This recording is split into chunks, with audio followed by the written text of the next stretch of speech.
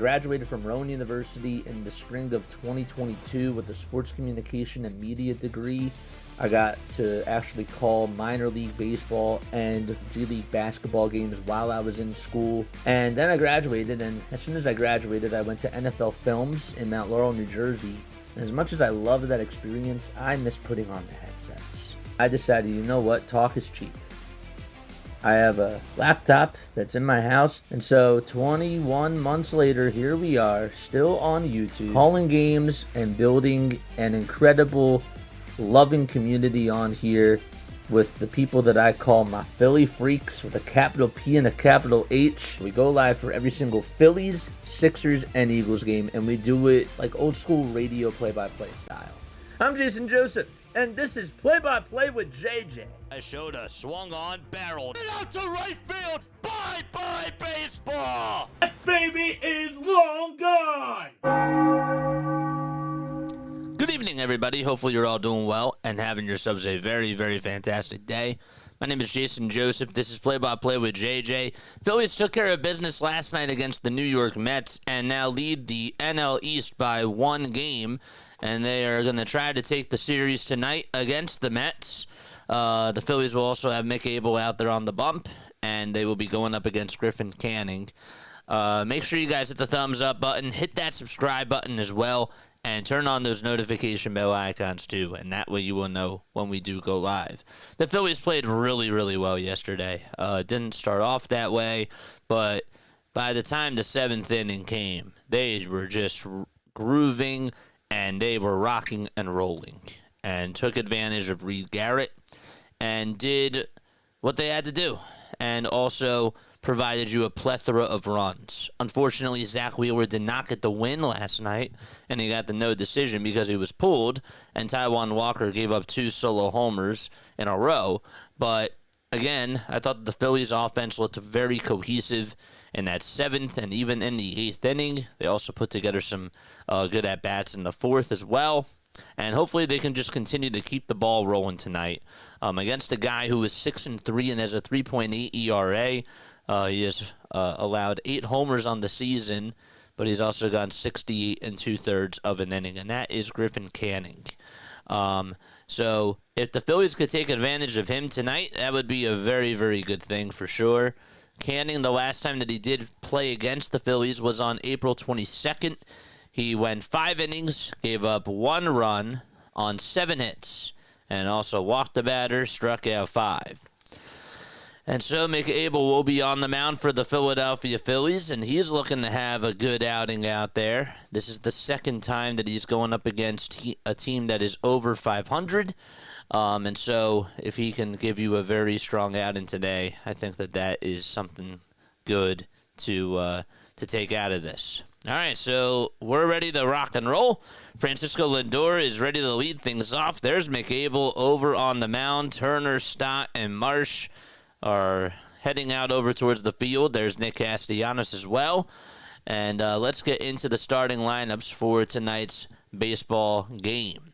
So for the New York Mets, they have Lindor batting in the leadoff spot, Nimmo batting 2nd, Soto 3rd, Alonso 4th. Jeff McNeil is playing out in center field today.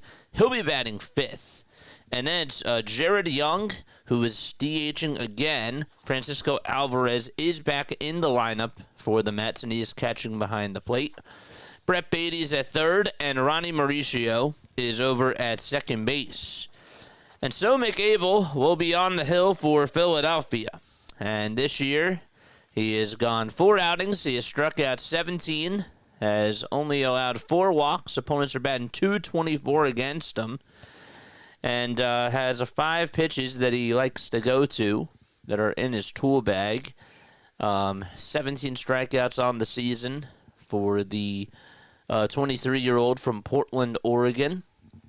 Phillies are in their pinstripes, their white and red pinstripes, and have the red baseball caps with the white P as the logo. Abel with a 4-seamer, a curveball, a sinker, a slider, and a changeup. So Lindor will be stepping up to the plate any minute right now and he will be leading it off for the New York Mets. On the defensive side of the diamond for the Phillies, it'll be Kepler out in left, Marsh in center, Castellanos in right. And then over at first base, it'll be Otto Kemp. The second baseman's Bryson Stott. At third, you got Alec Bohm. And then over at shortstop, it's Trey Turner. Catcher tonight is JT Realmuto. And then on the mound is Mick Abel himself. So we're ready to get things underway as Lindor will be batting on the left side of the plate. Mets are in their blue tops, gray bottoms, and the pitch is taken up high for a ball. The text on the front of the jersey says New York in cursive. It's outlined in orange.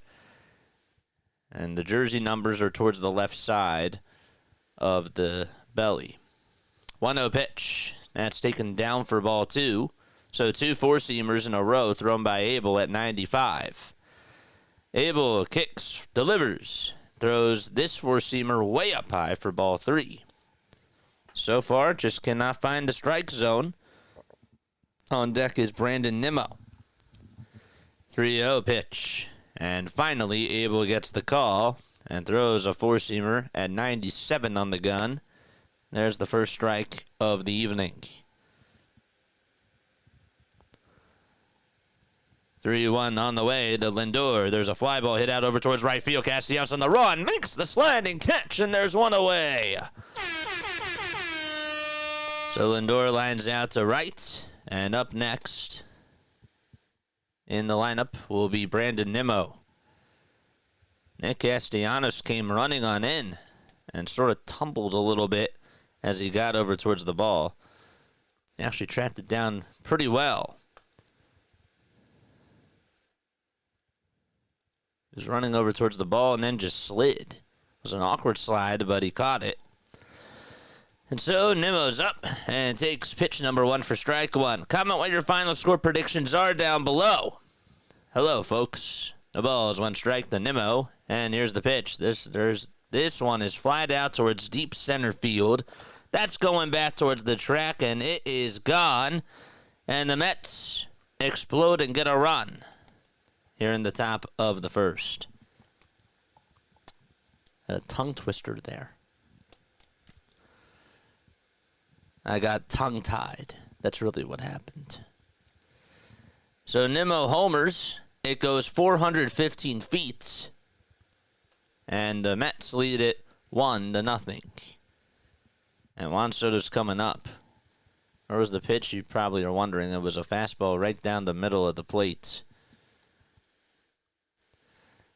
Here's Juan Soto, who takes strike 1 on the upper third of the zone. Soto playing out in right field, hitting .246. He's driven in 37 runs on the season. The windup and the pitch. A curveball that's in there for strike 2.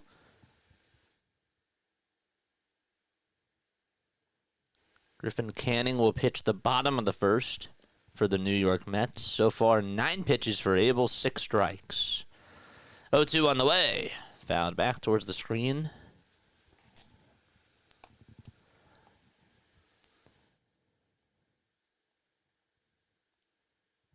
Juan in last night's game ended up going 0 for 2 with a strikeout and 2 walks.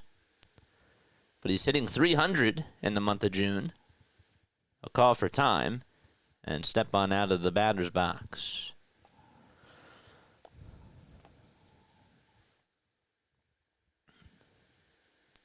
Crew chief for tonight, Clinton Vondrak is the home plate umpire. Chris Conroy's at first, Phil Cuzzy's at second, and Jonathan Parra at third.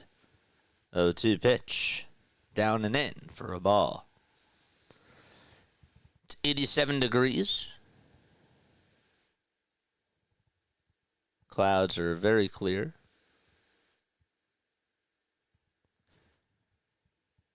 One ball, 2 strikes to Juan Soto.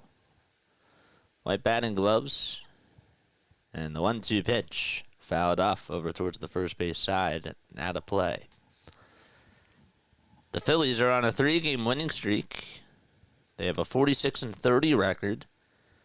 Mets are 1 game behind the Phillies, and they are on a 7-game losing streak.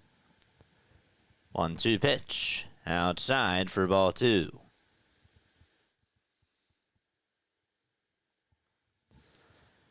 Two balls, 2 strikes.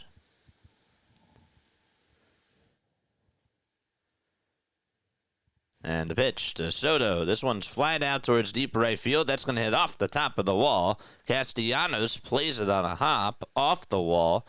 And Soto puts the brakes on over at first as the throw is drawn over to second base and is held to a very long single.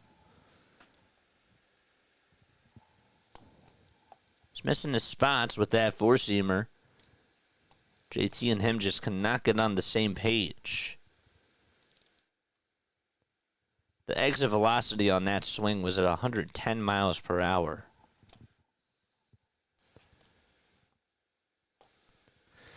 And Pete Alonso's up. He homered in last night's game. And he flies this one out towards shallow center field. It'll bloop in for a base hit as it takes a bounce in front of Marsh. And so Marsh will throw it back in over to second base. Soto is going to stay put at second.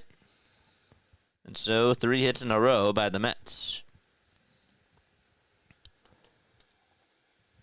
Alonso, I thought, was actually a little bit late on that fastball. Right down the pike. Yeah, just put the ball in play and, well, good things happen. Not a good start by Mick Abel so far. Jeff McNeil is up, and time called, rightfully so.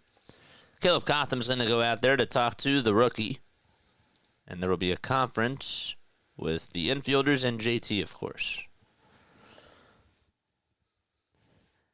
The Phillies are tied with the Cubs. They're both 46 and 30. They're also tied for third with the best record in baseball. Both teams are 1 game behind Detroit and half a game in back of the Dodgers. Detroit has lost their last 3 games. The Dodgers are 7 and 3 in their last 10.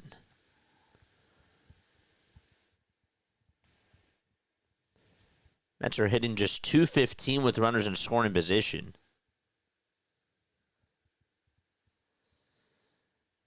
It's the pitch to McNeil, and it's called a ball.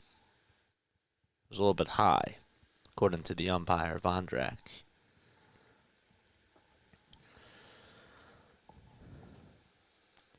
One ball, no strikes. Soto at second, and the 1-0 pitch, check swing, he did not go.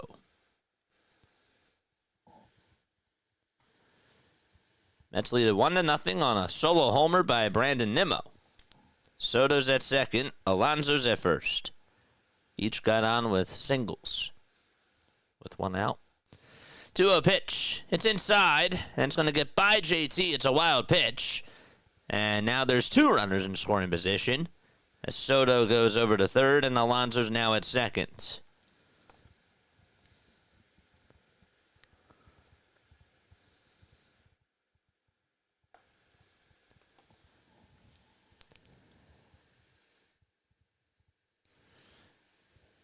Just got to get back into the count here.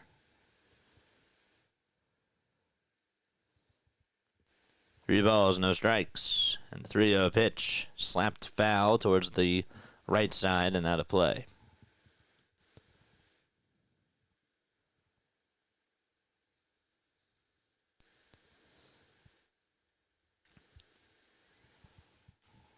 Three balls, 1 strike. Abel gets the signs, gets set at the letters, and delivers. And McNeil's going to fly this one out towards shallow left field. Kepler will make the catch. The throw is drawn towards third base, and Juan Soto stays put at third. Bohm was actually halfway in between third base and home as he cut it off. It was a good throw by Kepler, and not too deep enough for Soto to score.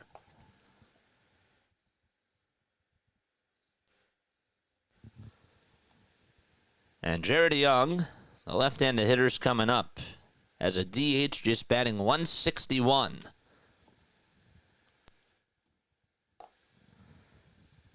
Alvarez waits in the on-deck circle. First pitch of the at-bat. It's down for ball 1. Hopefully you're all having yourselves a very good night. How's your Saturday been, folks? 1 ball, no strikes. The windup and the pitch. Fouled back towards the screen.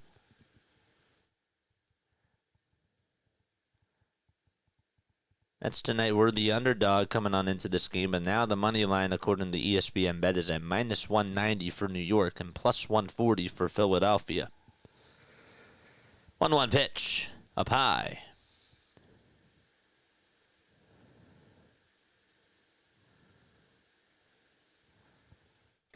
Two balls, one strike. Abel gets the signs, kicks, fires, throws a curveball at the knees on the outside edge for strike two. The Phillies are 12 games over 500 at home. They have a 25-13 record at the bank.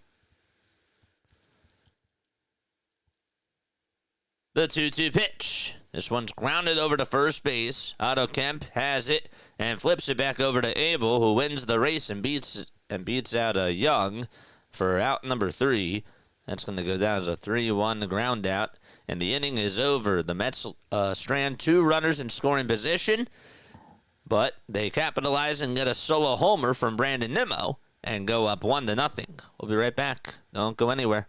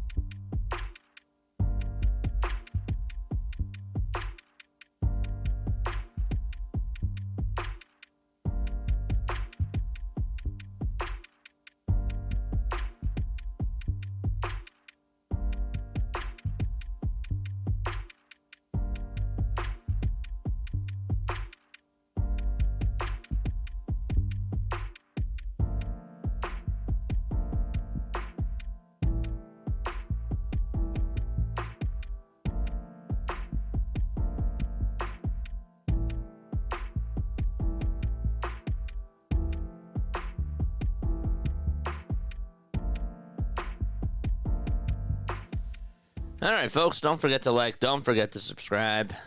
Hopefully you're all doing well. What's up, Scott? What's up, Joe? Denbro is here.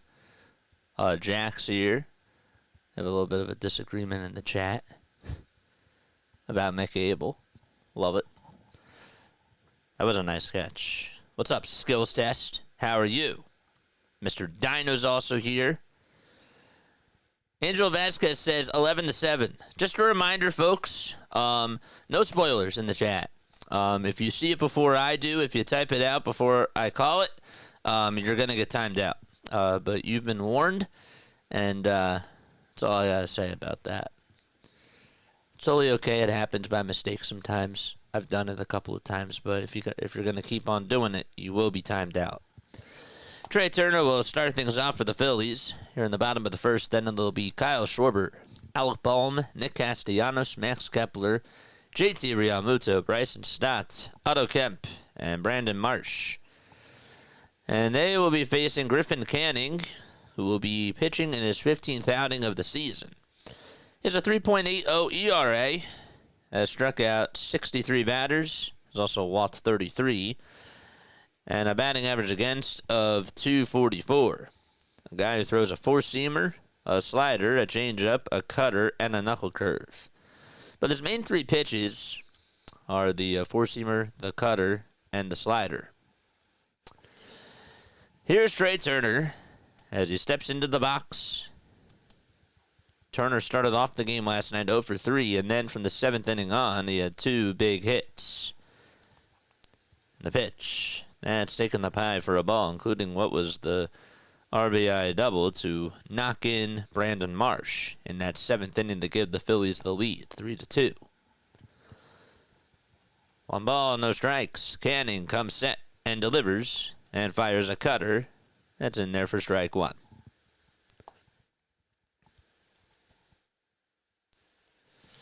One ball, one strike.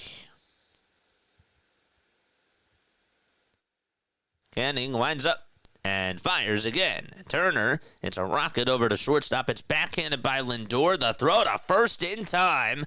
It took a bounce in front of Alonso. He dug it out. And Lindor made a very good play over at short. Hit sharply. And Lindor able to just pick it on up and make an excellent play over at shortstop.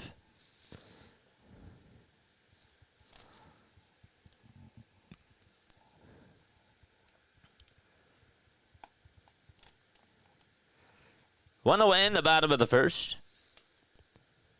And Kyle Schwarber's up and looks at a knuckle curve that catches the outside corner. Schwarber has 23 homers. 54 RBI as well.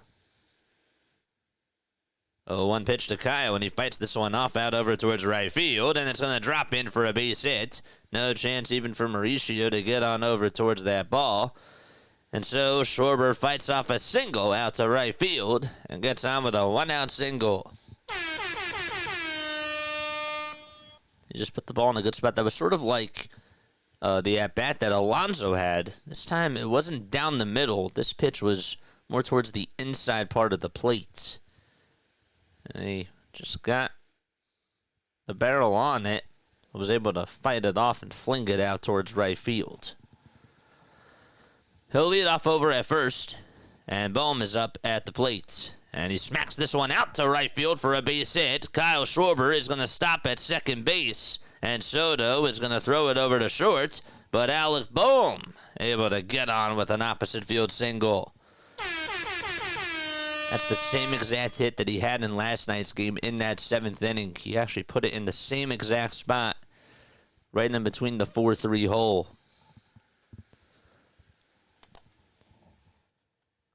Canning has been struggling in his last couple of starts. Started off the season 5-1. And also a 2.36 ERA. Ever since then, it's not been roses. The pitch to Castellanos says he is up at the plate, and he swings and misses at a slider. So Turner grounded out to short. Schwarber, who's at second, got on with a single, and Bohm, who's at first, got on with a single. 1-0 Mets. Canning comes set and delivers the pitch to Casty. He flies this one out over towards right field. Soto's not going to be able to get there. It gets on by him. Kyle Schwarber is going to come on in towards home plate. And so Pete Alonso cuts it off, and stopping at third base is Bohm. Actually, he just came on in to score two, and it's 2-1 Phils. So it's a 2-run double by Nick Castellanos, and the Phillies able to get themselves the lead in the bottom of the first.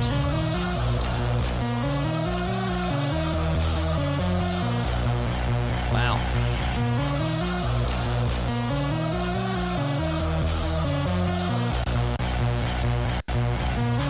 Here comes Max Kepler to the plate. They screwed that up. They said that Bohm actually is now over at third base. On the graphics, they put up 2-1, but they just showed Schwarber coming on home as the pitch is outside for a ball. So it's just 1-1. Just wanted to make sure I said that. Bohm is at third. They said it was 2-1, but they didn't show Bohm score. 1 ball, no strikes. So they got it wrong. 1-0 pitch. This one's grounded over towards the right side. Mauricio's just going to have to throw it over to first as Bohm will score now. And the Phillies have the lead now, 2-1. And stopping over at third base is Nick Castellanos. So Kepler with an RBI ground out.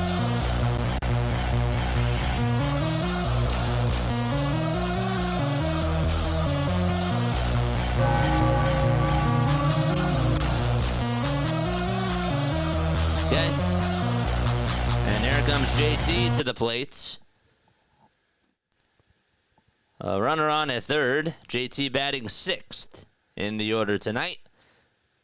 And the pitch is inside for ball one.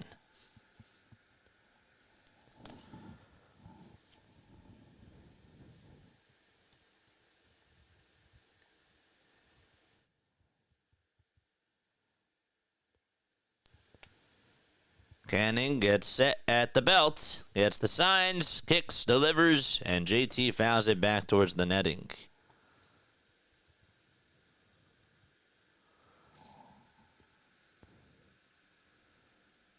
I'm so far behind on the chat. 1 ball, 1 strike to Realmuto. A runner on at third. Phillies lead it 2-1 in the bottom of the first. 1-1 pitch, and it's tapped foul by Realmuto.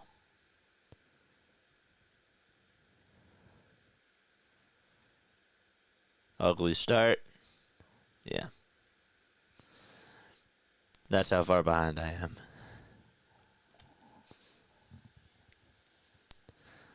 One ball, 2 strikes to JT. Casty's at third. Hit an RBI double out towards right field to tie it up 1-1.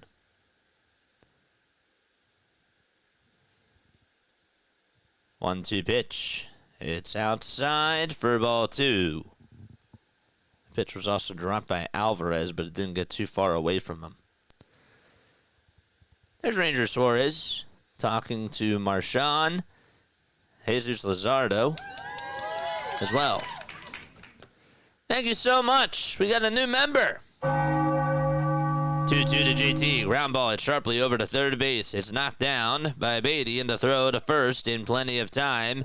Inning over, but the Phillies are able to respond with 2 runs, including an RBI double from Nick Castellanos and an RBI groundout from Max Kepler.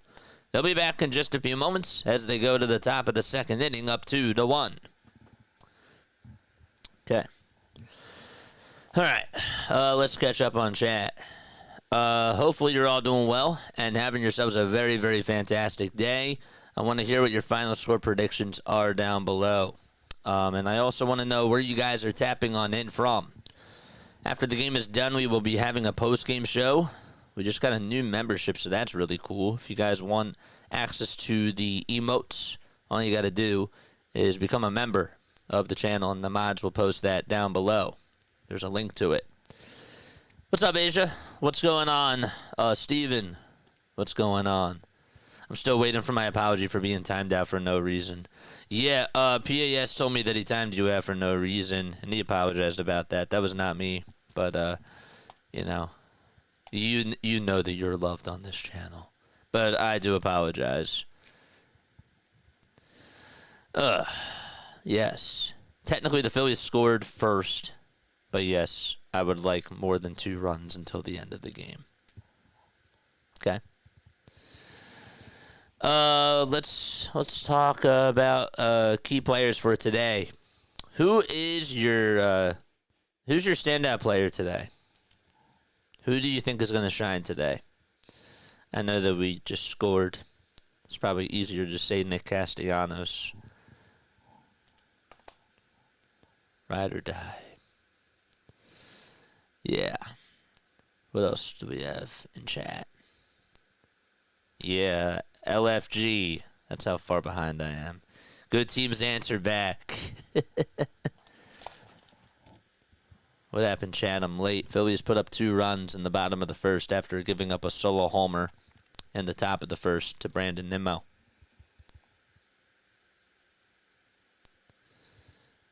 Yeah.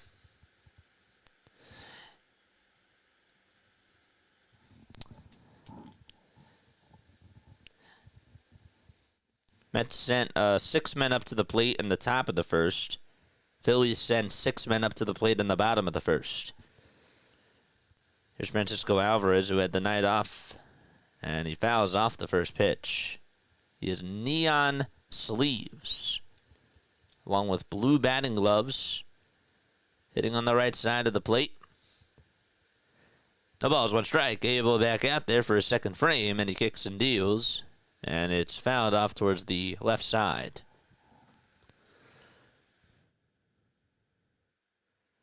Thanks again, Willie Shields, for the membership. The 0-2 pitch from Abel.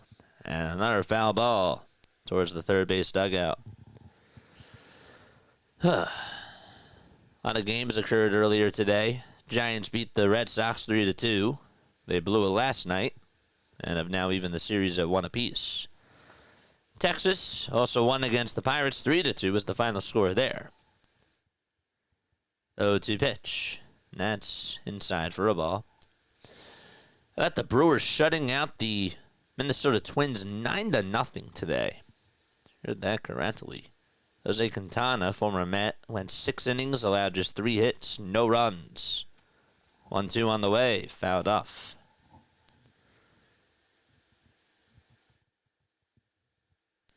Cardinals able to win in the 11th inning. They put up 6 runs against the Reds. 1-2 pitch, and it's tapped foul again. The Tigers did lose to Tampa Bay 8-3. And the Chicago Cubs were able to win 10-7. Ian Happ homered twice in the game. 1-2 pitch. This one's flying out over towards deep right field. That's going back over towards the track. Does Casty have room? He does, and it makes the catch in front of the former out-of-town scoreboard. He called off Brandon Marsh. And able to catch it for out number 1.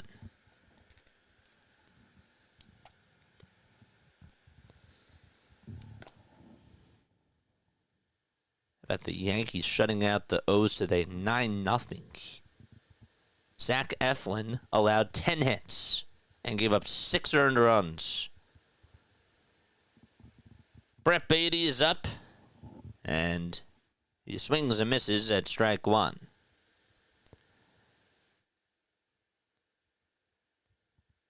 I didn't realize how tall Beatty is.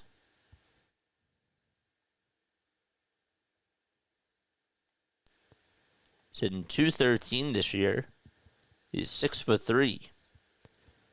0-1 pitch. It's taken down for a ball.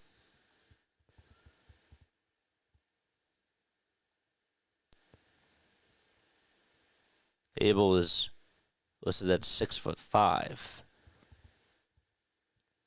1-1 pitch on the way is swing and a miss, but it's weird because Abel looks, I mean, I guess it all depends on the camera, but he doesn't look as tall as Beatty does in the box. 1-2 pitch, and this one's popped up over towards left center field. Marsh says he has it, and backs up, makes the catch, and there's the second out of the second inning.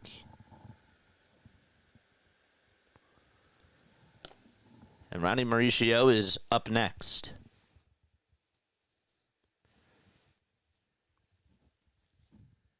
I got to see Ronnie when he was a member of the Brooklyn Cyclones.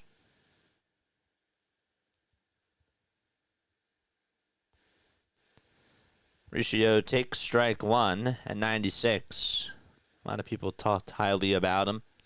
Had a very good series against the Blue Rocks when I covered him. Or when I covered the Blue Rocks. 0-1 pitch. It's outside for a ball.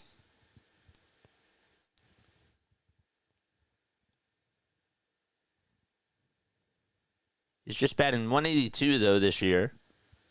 He's only 24 years old, though. 1-1, swing and a miss. He is a switch hitter.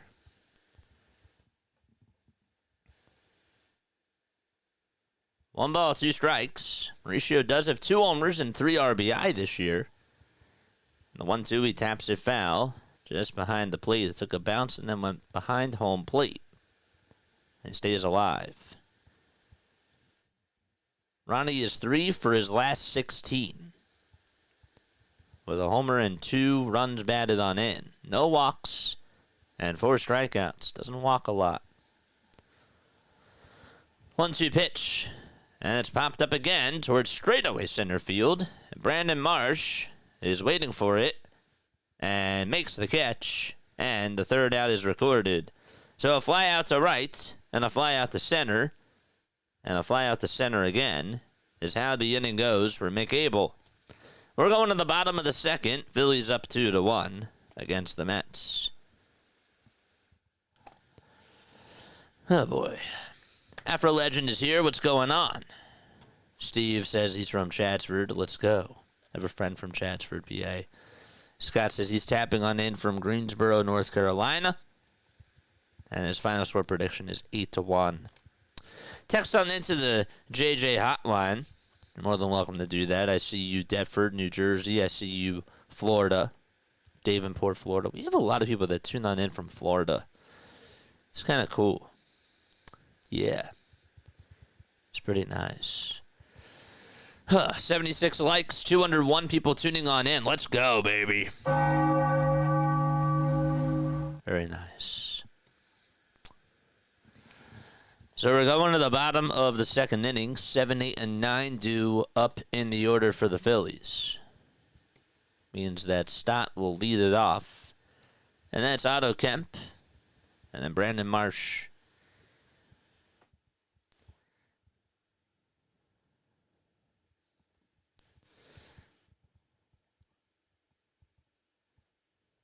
Phillies won last night's game by a score of 10-2.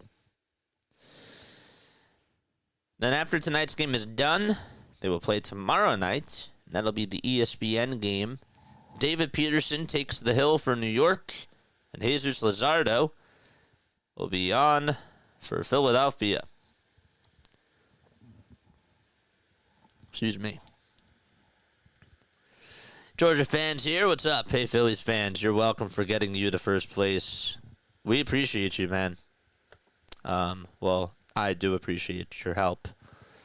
And then we're going to need you again, I guess, on Monday, Tuesday, Wednesday, right? Because you guys played them again. We just got to get separation ourselves. You guys can fight for that wild card spot. That's cool. But we just want to take that division.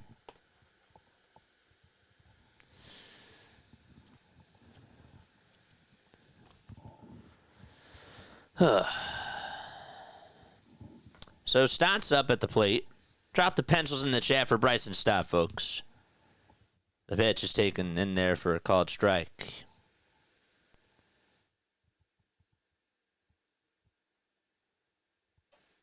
Stott is hitting .244. He had a bases clearing double in that 7th inning to put the Phillies up 8-2.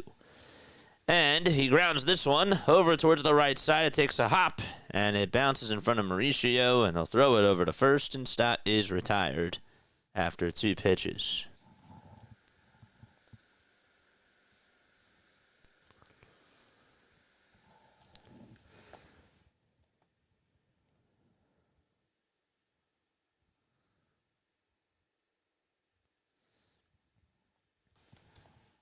So 1 away in the bottom of the second.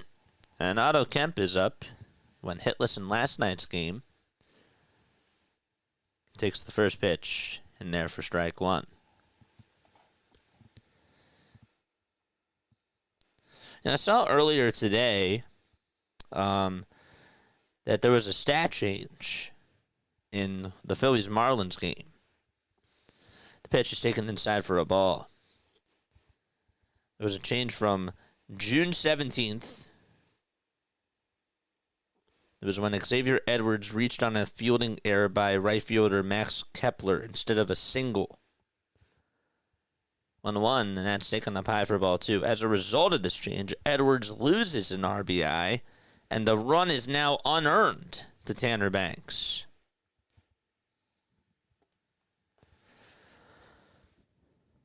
It's just weird how they just change stats even days later. 2-1 to Otto Kemp. This one is hit out towards that left center field gap. It hits off the Giants sign out towards Monty's angle. And Kemp's going to go on over to second base, and he gets on with a stand-up double with 1 out in the bottom of the second inning. That thing was tattooed, and there was just no chance that any of the outfielders were going to be able to get to that baseball. He got it right down the middle. Kemp was able to sit on it, and he just absolutely hit a laser. It was a dart off the tee of that Giant sign. And so he's at second base. And Brandon Marsh is coming up. He had 3 hits in last night's game. 1 out. Canning stares at second. Not taking his eye off of Kemp yet, and now he does, and the pitch is going to be grounded over towards the right side, sort of like a sacrifice bunt, if you will, as the throw is made over to first by Canning. And Otto Kemp will head on over to third base. Canning ran, he hustled just to get on over towards that ball. Wasn't going to roll foul, but somewhat of a productive out there from Brandon Marsh. And out number 2 is made. So we'll flip the lineup card, and Trey Turner, who grounded out to short his last time up, looking to get some redemption. The windup and the pitch. That's a heater at 96 at the knees for strike 1.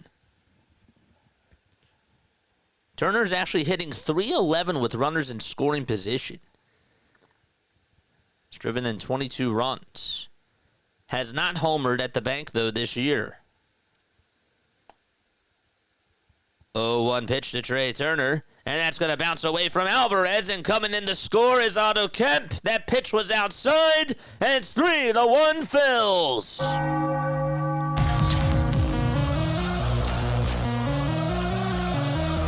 And Francisco Alvarez's struggles continue.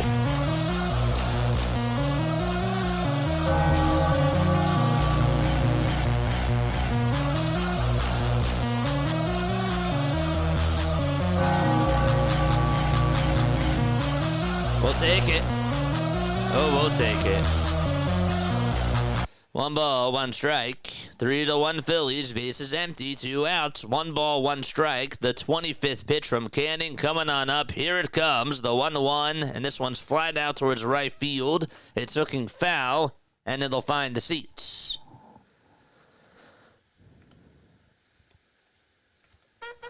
Let's go. Charge! Turner at the plate, the 1-2 pitch to Trey. It's a slider taken in the dirt.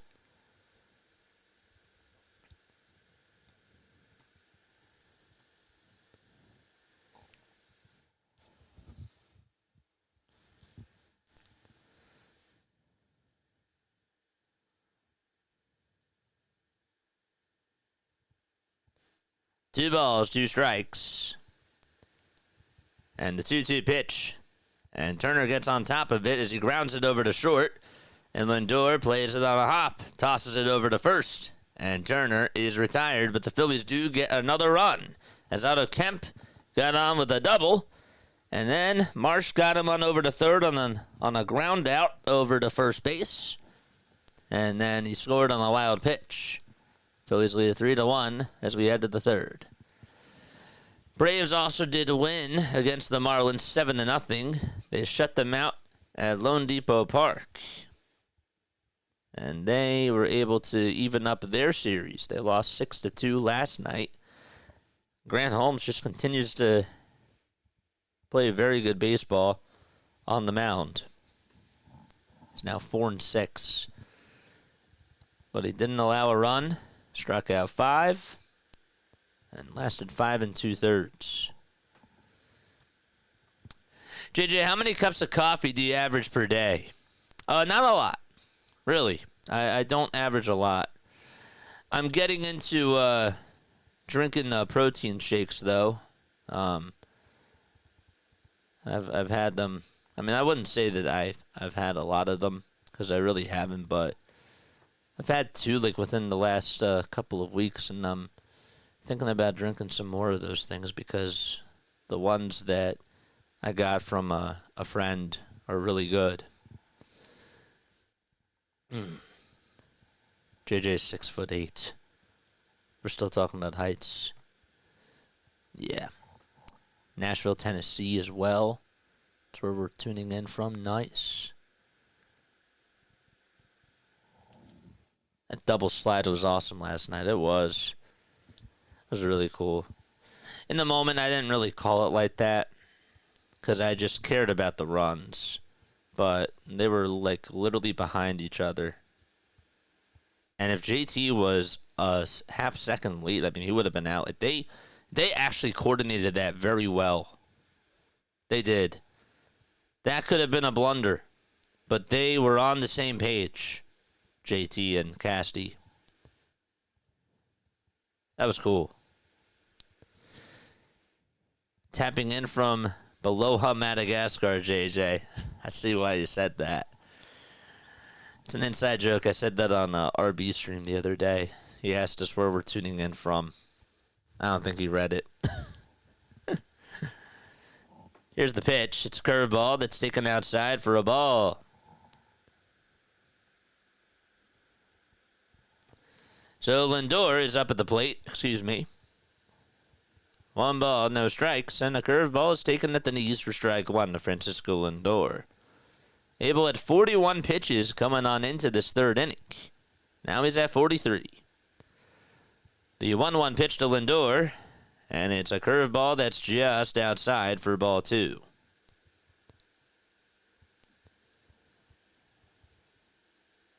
Lots of Phillies fans in attendance tonight. 2-1 pitch, and Lindor fouls it off towards the first base dugouts. There's a baby who has those earmuffs on. It's being lifted up by mom. She's looking around. And she's trying to get her to pay attention to the game. 2-1, fouled away. It's like just behind home plate.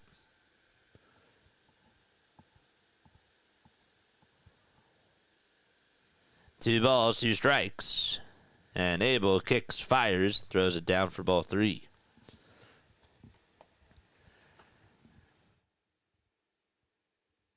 When Francisco Lindor homers in a game, the Mets have won 27 straight.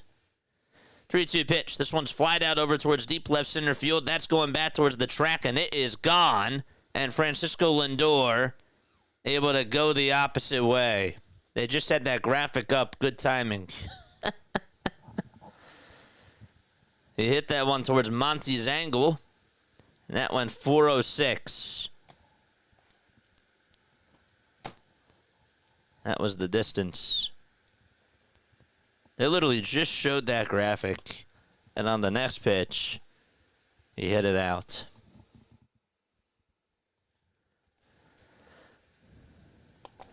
I think we're good, though.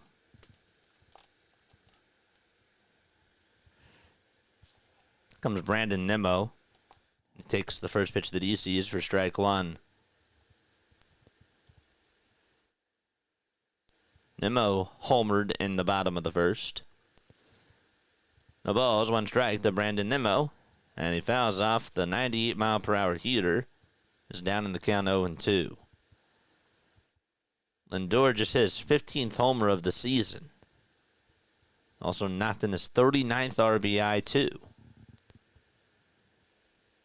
Nimmo has 14 homers and 40 RBI. 0-2 pitch. Popped up towards foul territory, and it'll go out of play. Don't forget to like, don't forget to subscribe to the channel as well.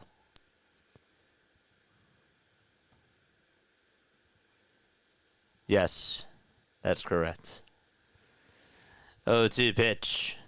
It's a curveball that's in the dirt for ball 1.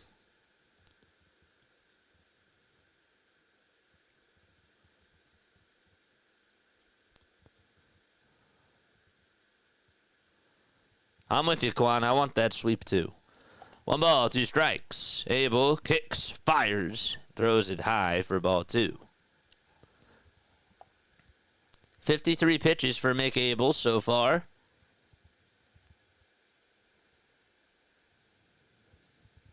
Two-two pitch on the way, and this one is lifted out towards deep right field. Castellanos runs out of room. It's gone, and we are tied up 3-3. And Brandon Nimmo able to hit a 2nd homer of the night. And he goes back-to-back with Lindor. He got underneath that pitch, too. And the fact that he was just able to get it on out of here, that was a big swing for him. Got a slider that was tailing. It was supposed to go inside. but it was just in a sweet spot. Now Juan Soto's up, and Soto fouls off a fastball at 97. So a back and forth game between the Phillies and the Mets. That's probably what you expect in a very heated rivalry. The ball is 1 strike. The pitch. A changeup that misses outside.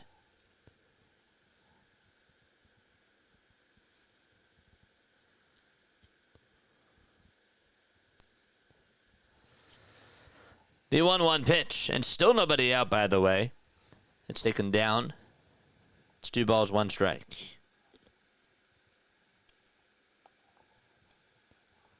Phillies baseball talk just tweeted out and said, I thought Aaron Nola was still on the IL. Come on, man.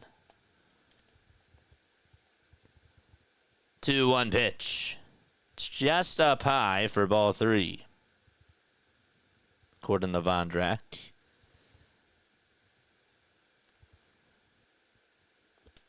I mean, we want this guy to do well, but he's young. The 3-1 pitch, fouled away. So 6 runs in total today, and 10 hits, all combined.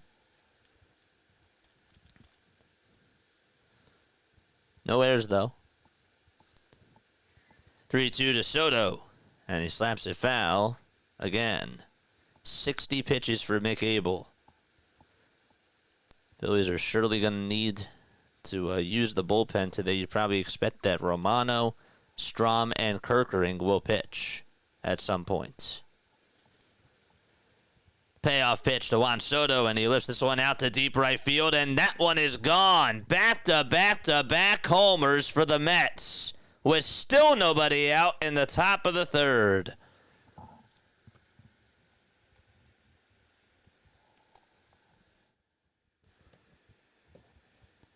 And Soto trotting around the bases. Hits that one 391 feet.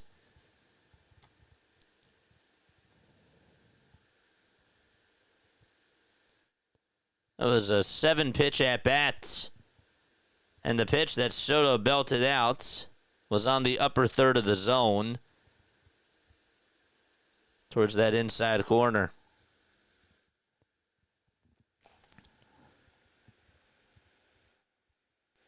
Lindor, Nimmo, and Soto now each at 15 homers. And Pete Alonso is coming up.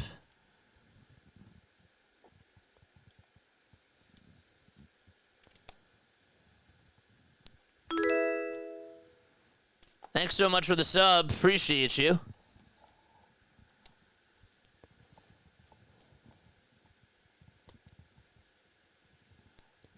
Four to 3 Mets. Phillies were up 3-1, heading on into this top of the 3rd inning. Then the Mets just hit back-to-back-to-back home runs. And Pete Alonso is up at the plate. Here's a fastball at 98 that catches the inside corner for strike 1.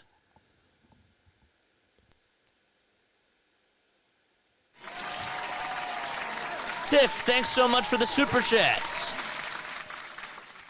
What is good, everyone? At play-by-play with JJ on the off chance you want an adult beverage after this game, LOL. Thank you so much. I appreciate you. The ball is 1 strike and the pitch is fouled off. Hit the knob of the bat. 4 to 3 Mets, top of the 3rd. Nobody out in the 0-2. And Alonso loses the bat and strikes out. And 1 away.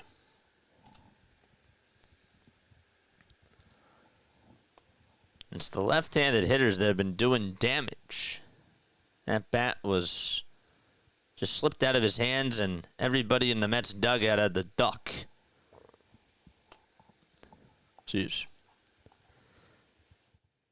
Pitch on the way. It's a curveball that's wide to Jeff McNeil.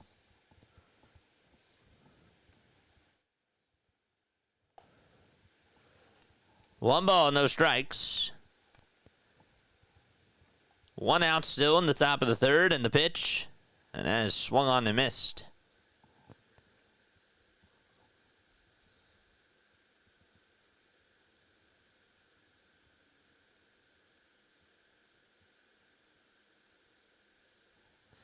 One. That's up high for ball 2.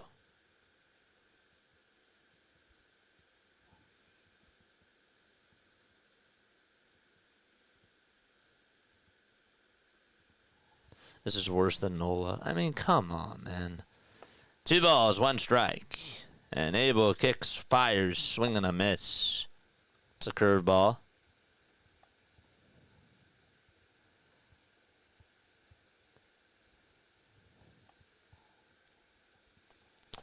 Don't forget, we got a post-game show, too. More than welcome to tune on in. Text me your thoughts as well. 2 balls, 2 strikes, and the pitch to McNeil. This is popped up in foul territory. Bohm gives it a look and makes the catch in front of the visitor's dugout, and there's 2 away. Jeff McNeil fouls out, and Jared Young is due up.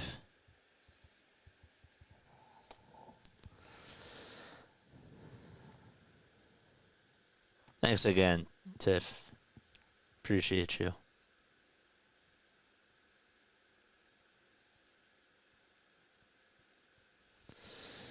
So 2 away in the top of the third. Abel throws a curveball. That's at the knees for strike 1 to Jared Young. He grounded out in the first. 0-1 pitch. Way up high for ball 1.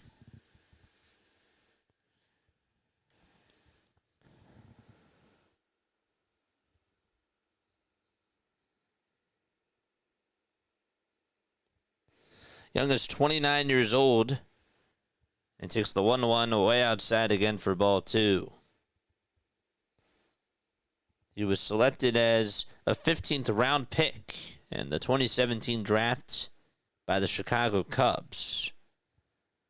2-1 pitch on the way. This one's flared out over towards shallow center field, but it's caught, though, for out number 3 by Trey Turner. And so we're going to the bottom of the third. The Mets able to get the lead back on 3 straight homers by Lindor, Nimmo, and Soto. It's 4-3 as we go to the bottom of the third. Thought maybe that was going to drop in for a hit, but Turner was able to catch it on the outfield grass. Okay. So bottom of the third coming on up, and the Phillies will have their top of the order due up.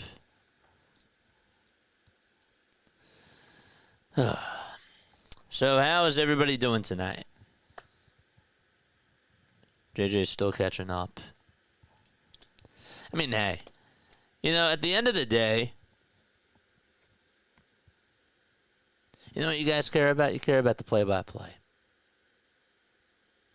I think that over the past week or so, I mean, we do the play-by-play, but the critique that I have on myself is that I think I've been engaging a little bit too much with chat. And really, at the end of the day, like, I try to get you guys involved in conversations because I want you guys to be friends. So if I tell you, tell me a story about, like a time that you went to a baseball game, I may not read it.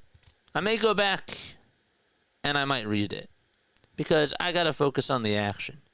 But I don't do it just so that, you guys can talk to me. It's really for you guys to talk amongst yourselves. I love paying attention to you guys and I love having discussions. But it's also for you guys to connect with each other. That's what this is, right? It's a community.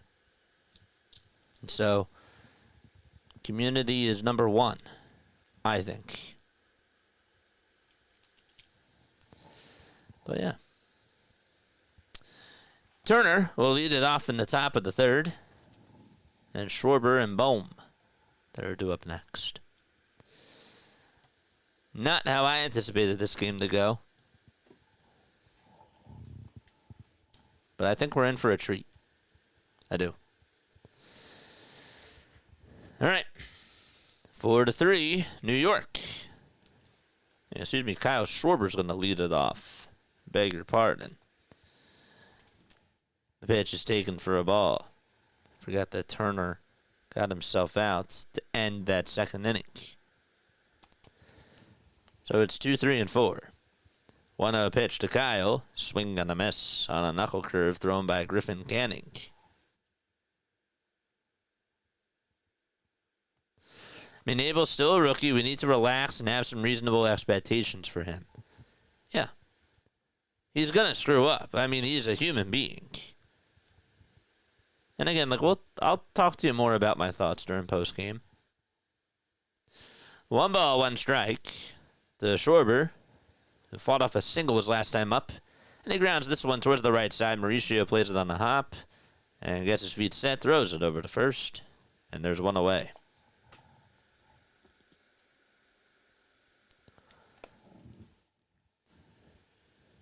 There's Carlos Mendoza, the manager for the New York Mets. He's being interviewed by Ken Rosenthal.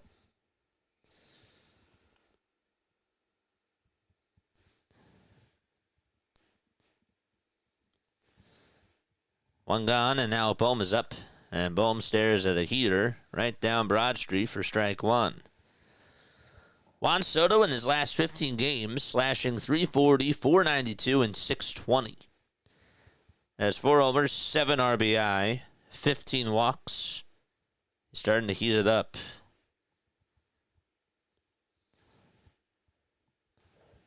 One ball, 1 strike. Canning gets the signs from Alvarez and delivers. And Bohm says no thank you to the slider. It's taken down for ball 2. Bohm's average now is at 292. He's been on a tear for the Phillies. Canning with the 2-1 offering. And it's a hair outside. MPP, what's going on, man?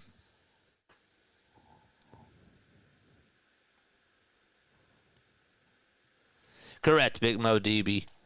Give up 3 straight homers, but he got out of it. That is big boy stuff. 3-1 pitch. It's a fastball. That's on the outside corner for called strike 2.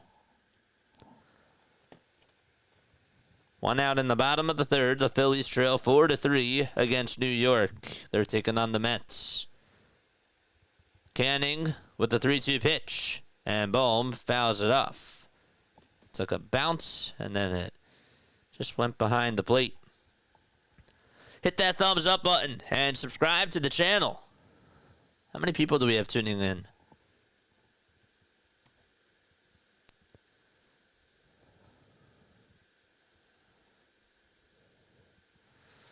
Three balls, 2 strikes, and the payoff pitch. It's outside for ball 4. A heck of an at-bat by Alec Bohm.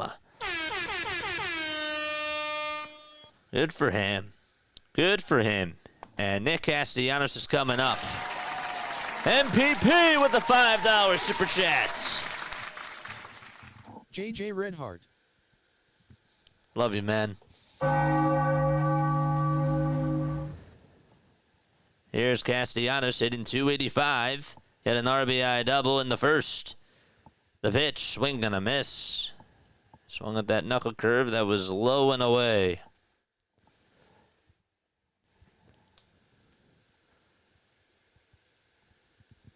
Canning, 2 1/3, 4 hits allowed, 3 earned runs, no strikeouts, 1 walk. The pitch to Casty, that's way outside. And the count is even at 1 apiece.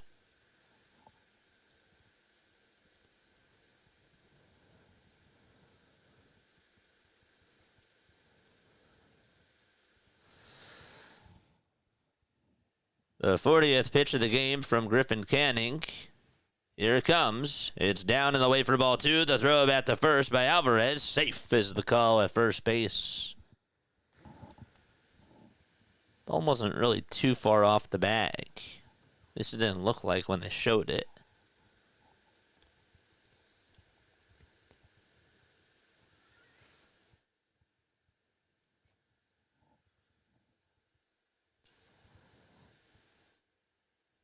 Two balls, one strike to Nick Castellanos. Canning with the signs, and the next pitch misses the changeup again outside for ball 3. If I'm Casty here, I'm taking. What do you guys think? Yay or nay?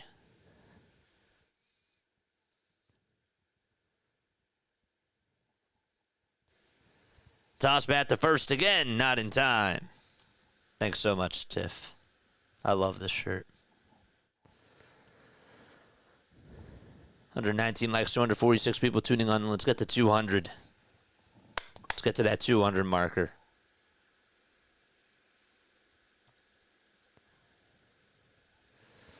Three balls, one strike to Nick Castellanos. And the pitch, here it comes. It's called ball 4. And Casty gets on with a walk. Canning can't believe it. It looked like it was a good pitch. And so he did not get the call there. And that's going to put 2 base runners on for Philadelphia.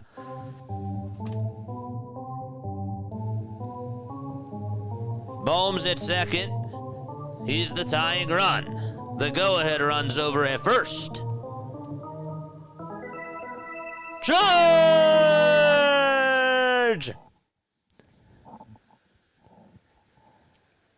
And timeout taken on the mound here for New York. Let's tie it back, baby!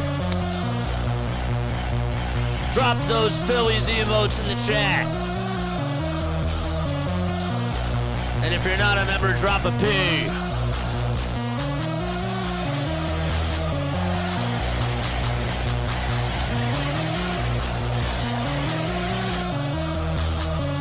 Let's go, Phillies! Let's go, Phillies!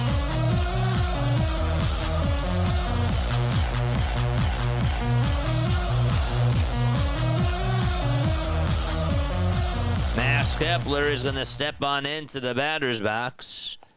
Casty's at first, and Bohm is at second. What a game so far in Game 2 of this 3-game set out at Citizens Bank Park between the Phillies and the Mets. So Kepler is in the batter's box. He just got introduced. 1 away, bottom of the 3rd. Canning stares back at second. Now back to the plate in the first pitch. This one is ripped foul over towards the first base side.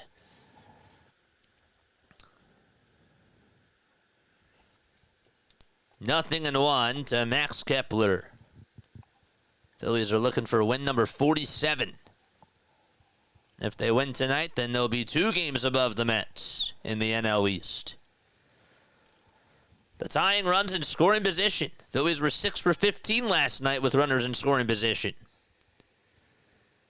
Nothing was the count. The wind-up, the pitch, swing and a miss. That slider was in the dirt.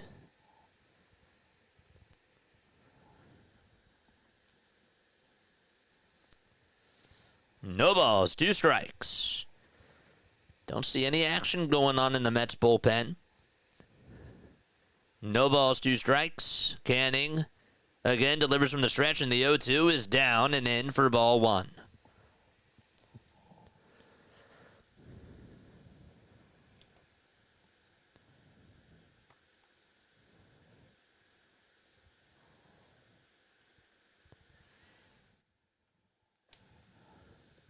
Drop a B. Yeah. 1-2 pitch on the way. Fly ball hit out over towards straightaway center field. And McNeil's there will make the catch. And Bohm goes back on over to second base. Just dancing off the bag a little bit. Thought that he should have just waited and then maybe tied up, but that's just me. Bohm was not the fastest guy out there, but maybe you test the arm of McNeil out in center. I don't know. 2 away, bottom of the third. And JT is up at the plate.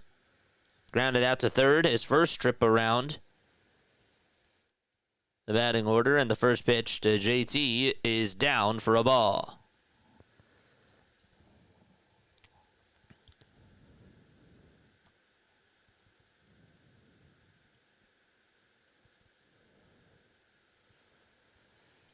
One ball, no strikes.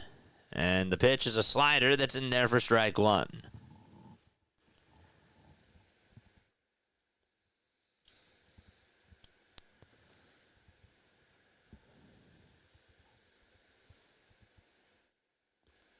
Two outs.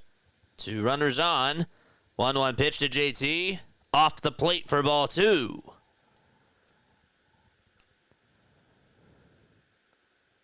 Yassine's here. What's up, Yassine?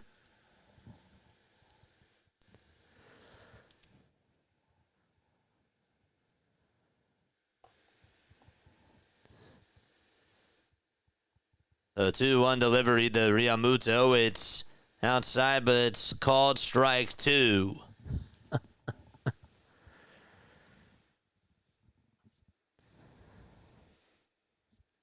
Alvarez framed it well. And JT will call for time.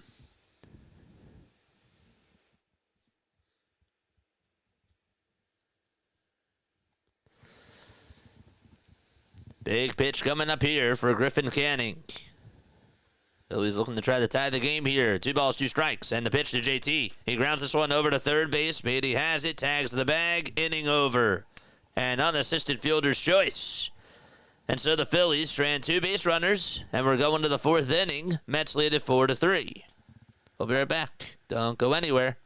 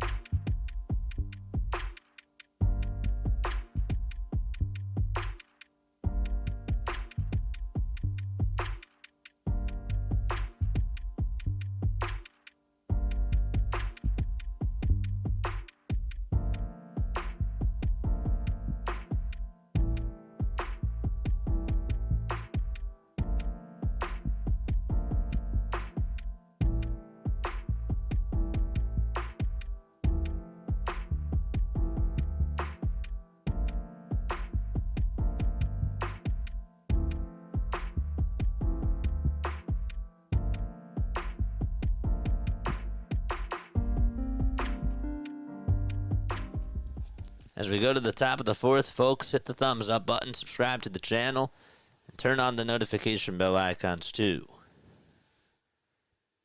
In case you're wondering, Joe Ross is going to come on in for Mick Abel. That's it for him today. 73 pitches for Mick. 3 innings, 6 hits allowed, 4 earned runs, including, all of them were solo homers. 2 by Brandon Nimmo, 1 by Lindor, and the other one by Luan Soto. Just had 1 strikeout. That's it. Phillies money line now at plus 160. Phillies got their 3 runs. Well, they got 2 of their 3 in the bottom of the first. They got an RBI double from Nick Castellanos and an RBI ground out from Max Kepler. And the other run that they got, Kemp doubled out to left center in the bottom of the second. And then Brandon Marsh got him on over to third base on a ground out. And then Kemp would score from third on a wild pitch. 4 runs on 6 hits for the Mets. And 3 runs on 4 hits for the Phillies. Here's Joe Ross coming on in the pitch against Francisco Alvarez. And Alvarez pops this one up behind home plate. And it's out of play.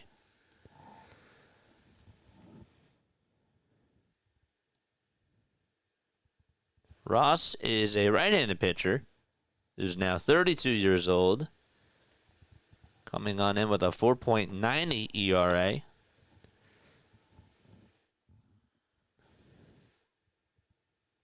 Oh and 1. The windup and the pitch, swing and a miss. That swung him right out of his shoes.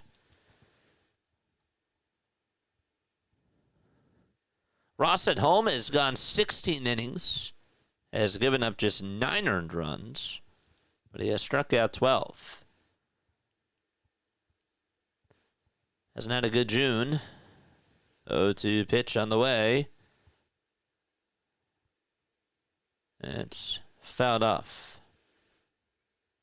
Hesitated because they switched angles and they showed the camera from the umpire. Couldn't tell. 0-2 pitch, another foul ball. Alvarez stays alive.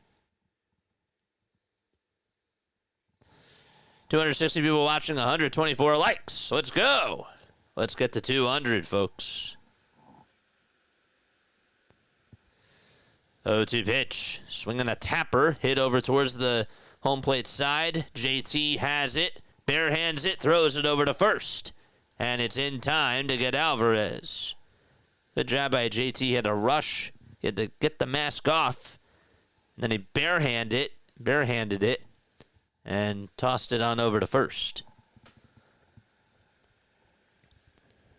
So that's a 2-3 ground out. Brett Beatty is going to come on up. Left-handed hitter. And he bounces this one towards first base. Otto Kemp has it on a hop and takes it to the bag himself for the second out of the inning.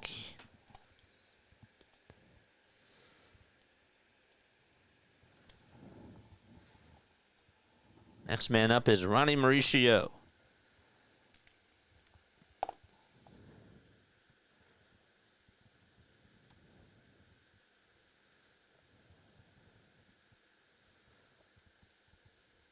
What's up, JC? Mauricio takes a fastball, barely inside.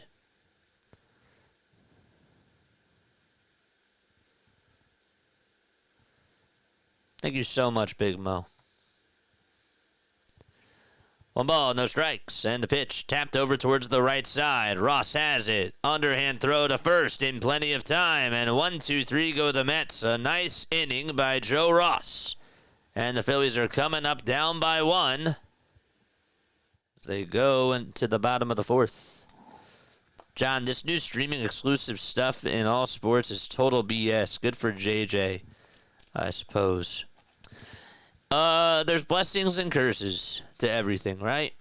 The blessing is that we can get more people on here, but at the same time, we can get more people on here, but we have to find a way to be engaging, right? So we have that to our advantage, but I thought personally last night, I personally didn't think that we had the best stream, and for not even having as good of a stream as I thought that we were going to have, or as I thought I was going to have on my performance. I mean, the numbers say it itself. We kept a lot of people engaged, which is great. So you might be given an opportunity, but you can't fumble. Can't fumble the ball.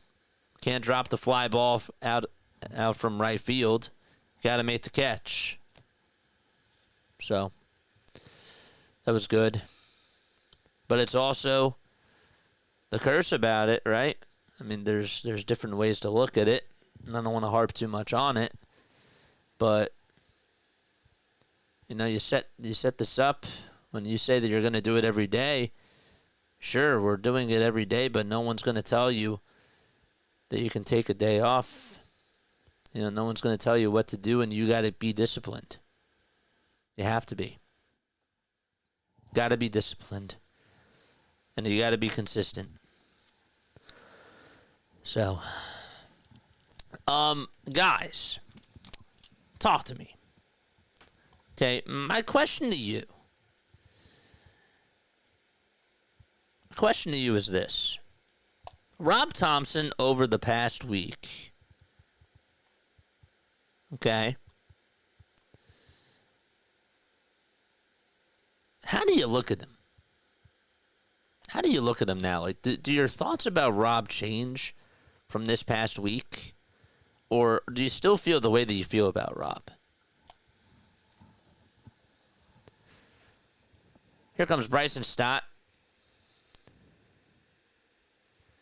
Bottom of the fourth. Canning still pitching. And Stott shoots it foul.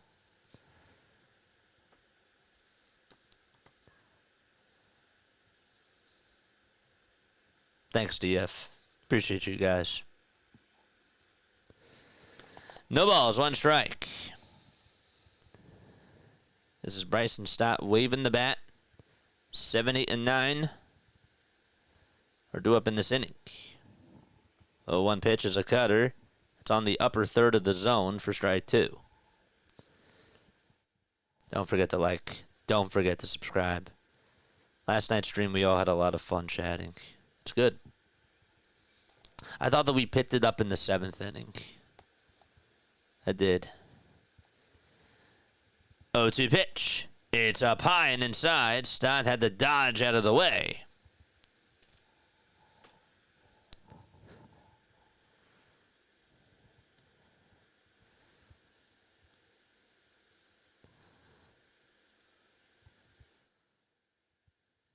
One ball, 2 strikes. Canning gets the signs, kicks, delivers, and it's chopped foul.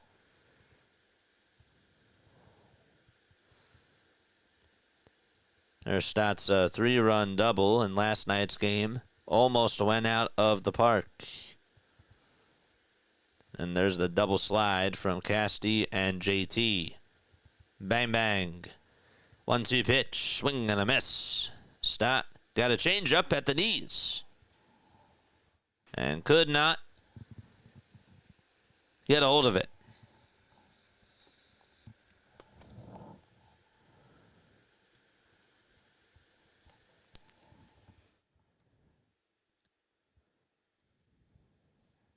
And now bring up Otto Kemp again, who doubled and scored a run back in the bottom of the 2nd. 1 out, bottom of the 4th. The pitch, a slider that's inside and low, but it's swung on and missed.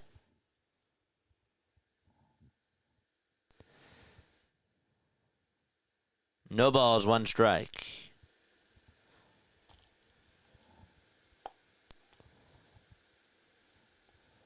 Oh, 1 delivery to Otto, and it's tapped foul. Other games that are on right now. Got the Royals down by 1 against the San Diego Padres. And that's it. Every other game is done. At 9 o'clock, you got the Diamondbacks out in Colorado. 9:30, it's Astros against the Angels. At 10:10, the Nationals are in L.A. taking on the Dodgers. 0-2 pitch, swing and a miss. Otto Kemp got fooled on a knuckle curve. That tailed low and away. Good morning, good afternoon, and good night to Otto Kemp. Hit that thumbs up button, people. Come out of the shadows. Like, subscribe to the channel. We appreciate you all for being on here. 2 away, and now Marsh is up. The wind up in the pitch. It's a cutter at the knees for strike 1.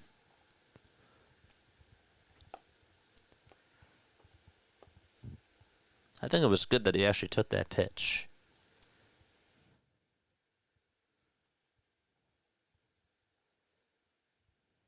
Oh, 1 delivery, swing and a miss. He got a cutter again. Didn't anticipate that.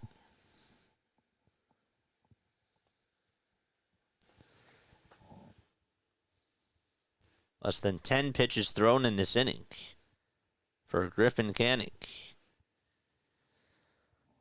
The ball's 2 strikes, and the 0-2 pitch, swing and a miss on a high fastball at 95. And so, Griffin Canning strikes out the side, and we're going to the top of the fifth. Be right back. Phillies down 4-3.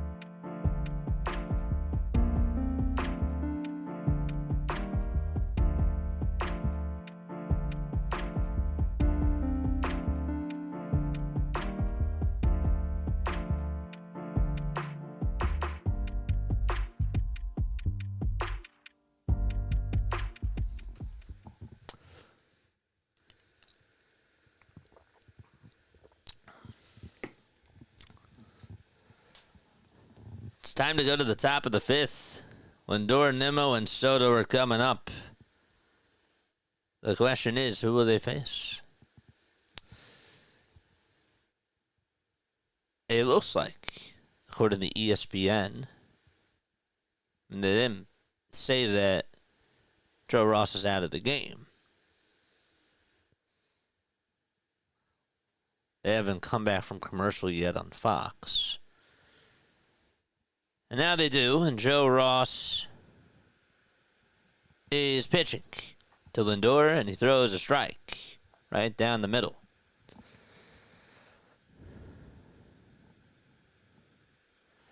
Players have to place this in the hot corner, but I feel that Rob seems to be very passive. Who knows what he says to the players in the locker room, though. 0-1 pitch, fouled off. I think that he's decent sometimes, but not other times, says Scott Superman.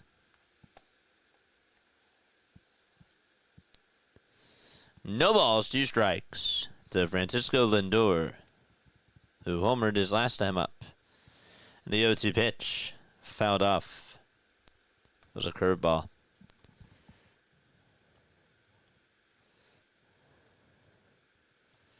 Jess, what's up, Jess? How are you? Thanks so much for coming back on, Jess. Shout out to you. Shout out to all of you. The ball is 2 strikes. Ross kicks, delivers, and it's just elevated above the zone for ball 1.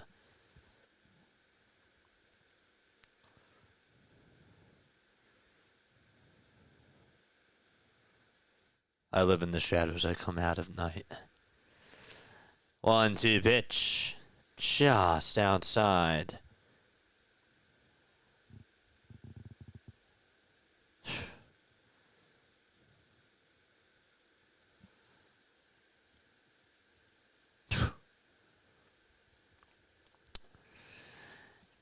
Time called.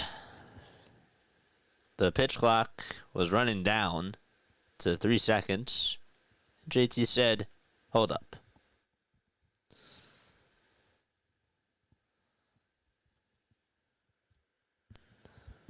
Lindor, Nimmo, and Soto 5 for 6 in this game.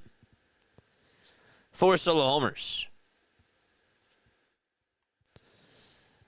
2 balls, 2 strikes to Lindor.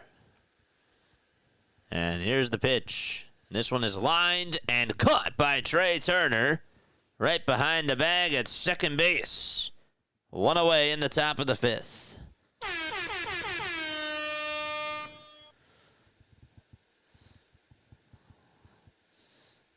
You know, Nimmo's exit velocity on his homer that he had was at 96 miles per hour. Just saying that's not... Like, when you look at Soto's at 110 and Lindor's at 107, that's just kind of wild.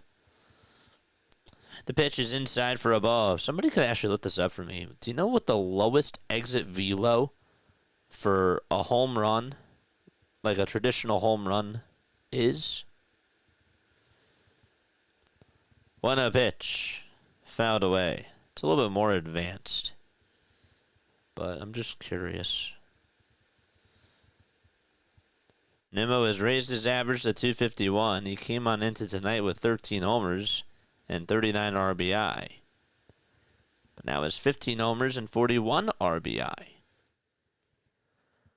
Ross kicks and delivers and is inside. With a sinker.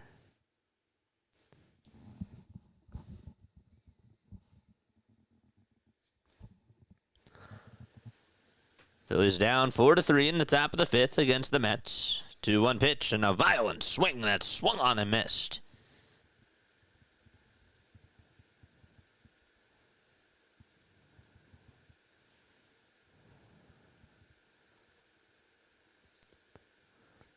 Two balls, 2 strikes.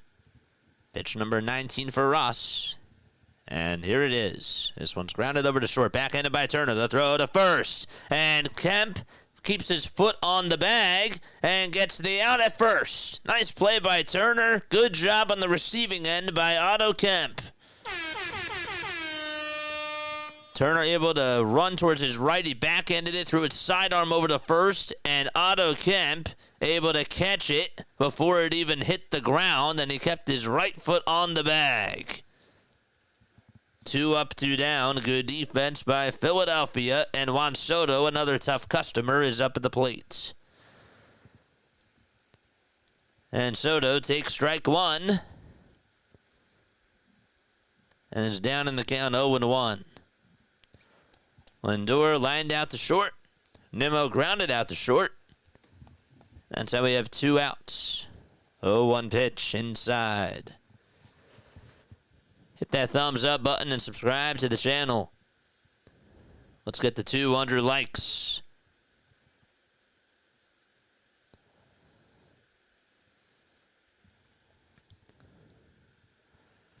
One pitch. It's up high. I think it was also a little bit inside. Regardless, the count is 2-1. Jack says 85 miles per hour. Wow, that's the lowest exit velo. Thanks, man. 2-1 pitch. And it's outside for ball 3. So now, I ask you that question, who did it? Who hit the homer?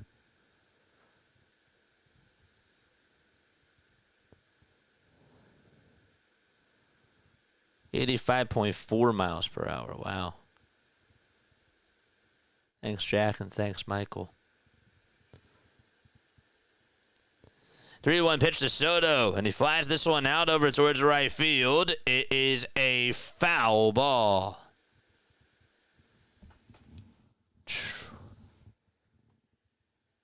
It didn't go on into the stands. It was just towards the right side of the line. And it bounced into that tunnel towards the right field corner.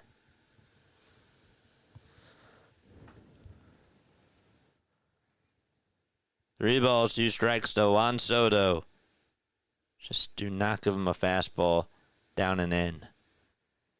3-2. And it's popped up again towards the right side. Soto fouls it off. He wanted it. Said that was my pitch.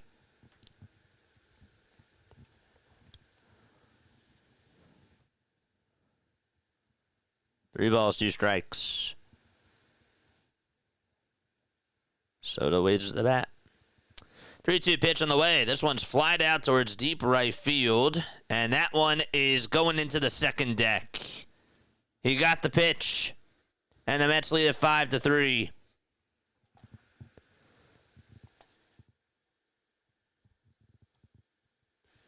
That was just a good swing. 437 feet. It was a curveball.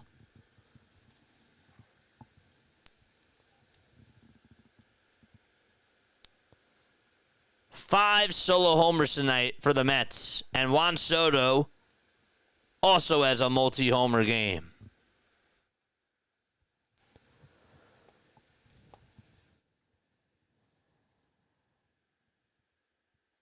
Wow.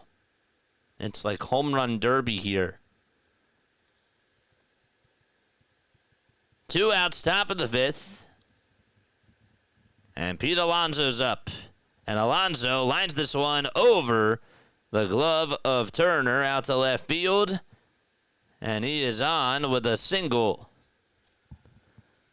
Turner tried to leap up and make the catch. It was just out of his reach. And McNeil is the next batter for New York. At this point, do you just intentionally walk Juan? Just raising the question. The pitch on the way is swing and a miss. I mean, that's barring bases loaded. The ball is 1 strike. McNeil 0 for 2 tonight. 0-1. And the pitch, swing and a miss. Got a 4-seamer at 95.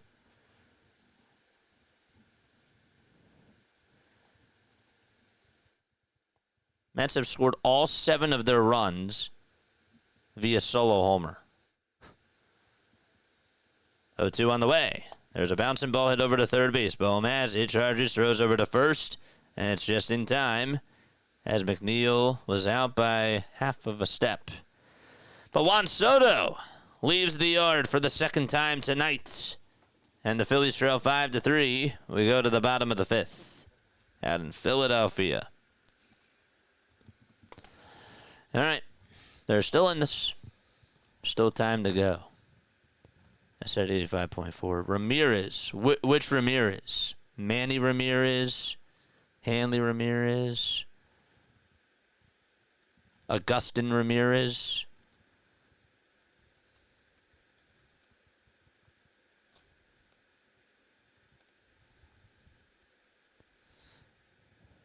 All the Mets runs in the series are on solo homers. Yep.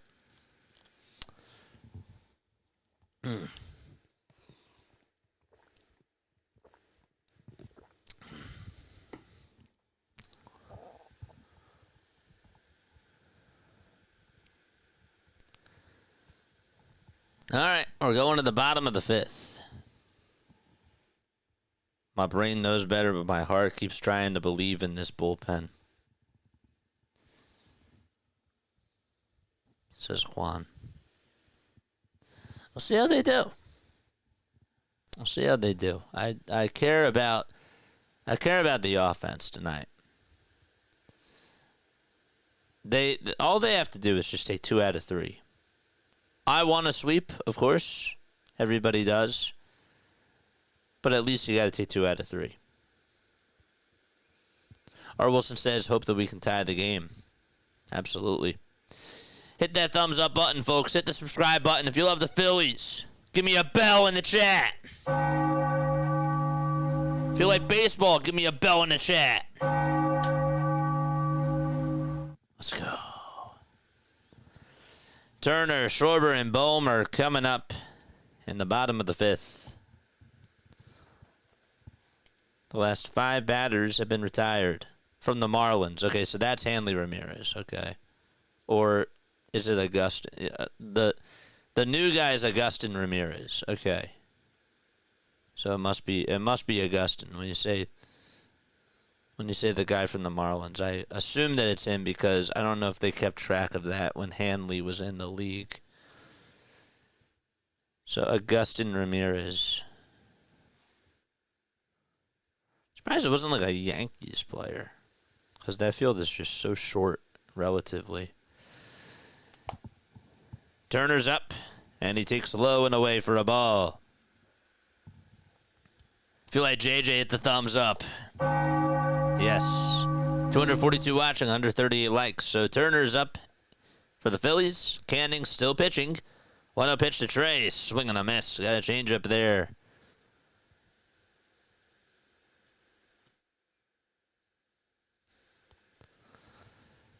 So the Mets got another run on a solo homer by Juan Soto in the top of the 5th. Phillies are now down 5-3. 1 ball, 1 strike. The windup and the next pitch, and Turner swings at a knuckle curve that wasn't even close. It was way off.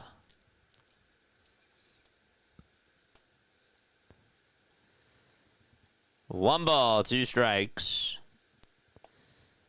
And the 1-2 pitch to Turner. That's also well off the plate, but Turner does not offer.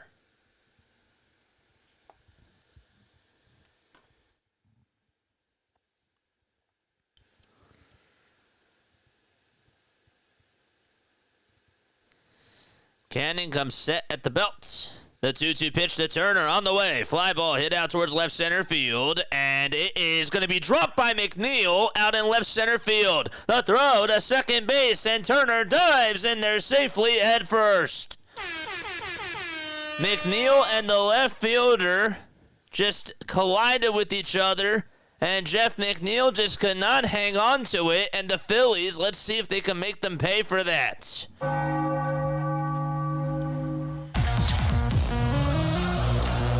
Just could not hang on.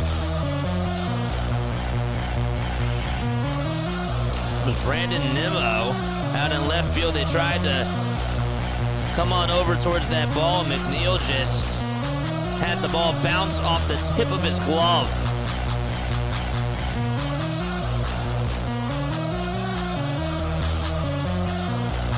They do call that an error from Jeff McNeil. Remember I said before I would have liked to see the Phillies test out his arm without Baum? So Turner's on at second. Schwarber's up at the plate. The pitch, swing and a miss. And he sort of slipped. So they'll call it an E8.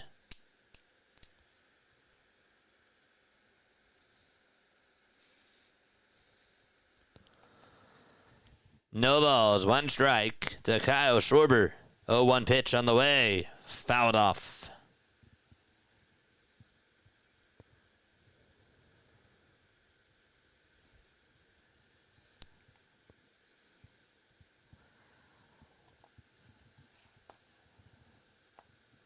Tying run is up at the plate.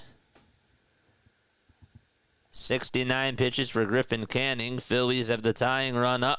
That's Kyle Schwarber, who's 1 for 2. He singled in the first and scored a run.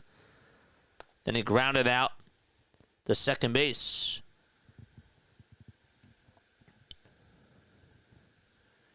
The ball's 2 strikes, and the 0-2 pitch to Kyle off the plate.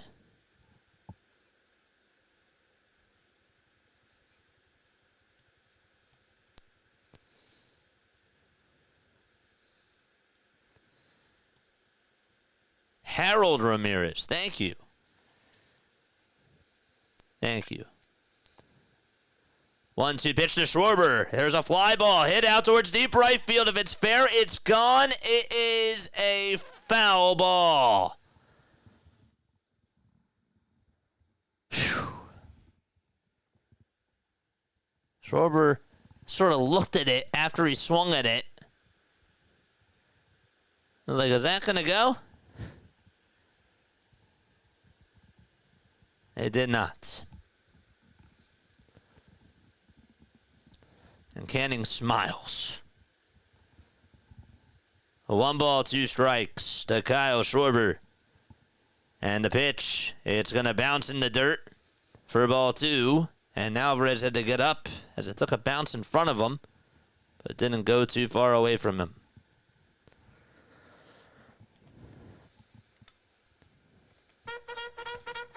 Let's go, chat!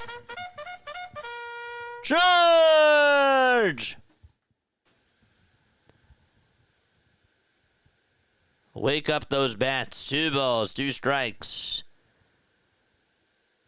Turner leads off at second, and the pitch to Kyle. He grounds this one foul over towards the first base side. Alonso fielded it. It was just foul. Schwarber has the 3rd most homers since 2019. He's behind Alonso and Judge. 238 for Kyle Schwarber.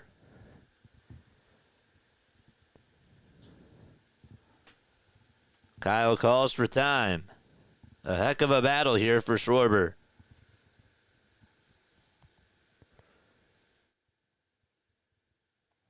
Game got started at 7:15 p.m. Eastern Time. It's been must-watch TV. 2 balls, 2 strikes. Canning looks back at second. And back to the plate. And fires the 2-2. It's going to bounce in the dirt again for ball 3. And Alvarez kept it in front of him. It's just not good at catching those pitches in the dirt. What was an 0-2 count is now a full count, though, to Kyle Schwarber.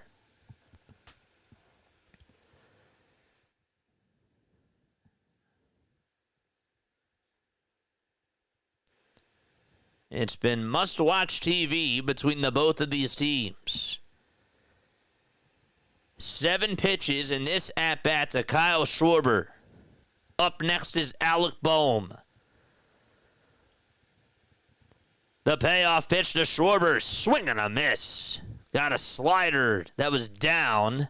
And Canning wins the battle.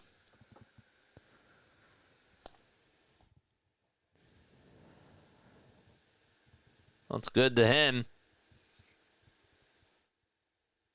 That was a good pitch. And Kyle's out. 1 away.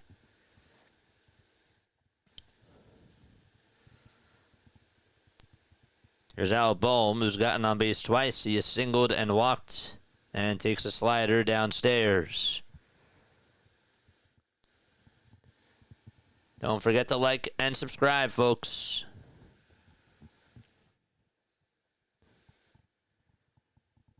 1-0 to Bohm.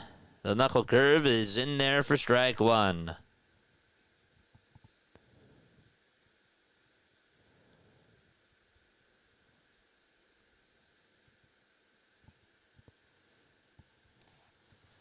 One ball, 1 strike, and the pitch. And Bohm takes a knuckle curve that was right down the middle for strike 2. Thanks so much for the sub. Keep grinding. Appreciate that. 1-2 pitch to Bohm, outside. No spoilers in the chat or else you will be timed out.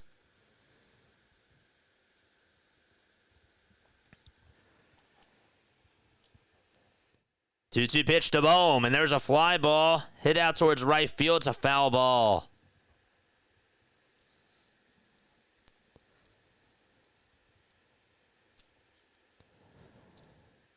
We'll catch you up in just a little bit and give you a little summary.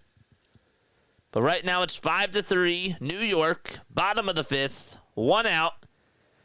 A runner at second, the pitch to Bohm. Line drive hit out towards right field. That's going to drop in for a base hit. It takes a bounce in front of Juan Soto. Bohm gets on with a long single, and the Phillies get a run home as Turner will score. Alec Bohm continuing to be a machine for the Phils.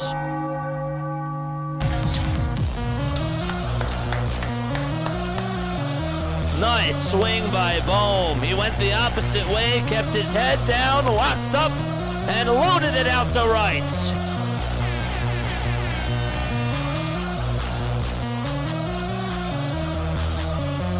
And that was smart for him to stay over at first. The tying run now at first, with 1 out in the bottom of the 5th. And Castellanos is coming up.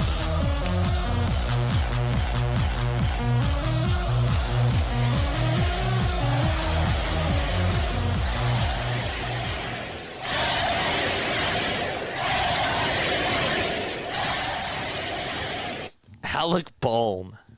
Crazy. Timeout was just called on the mound. And Nick Castellanos is coming up to the plate. Is Bohm off the trade block for you guys? For those of you that had him on the block, is he off now? Castellanos is up. Phillies down by a run. Casty homered in last night's game in the bottom of the 8th. The pitch to Nick. Swing and a miss.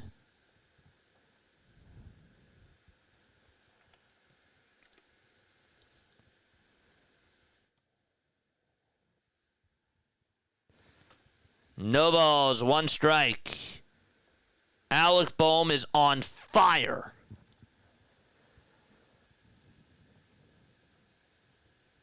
No balls, 1 strike. Canning gets set, kicks, delivers. And it's a slider that misses downstairs again for ball 1.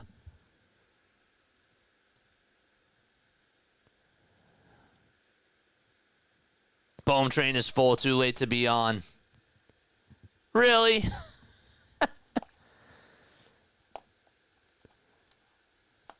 1-1 pitch. That's down for ball 2. The throw back to first. Not in time.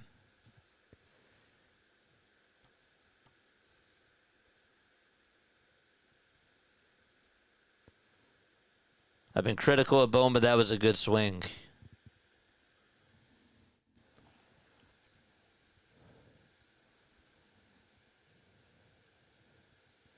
That's the second time where Alvarez threw it back over to first base to try to get Bohm. 2 balls, 1 strike to Castellanos. See what he does here. 2-1 pitch, and he holds his horses as it was way outside for ball 3.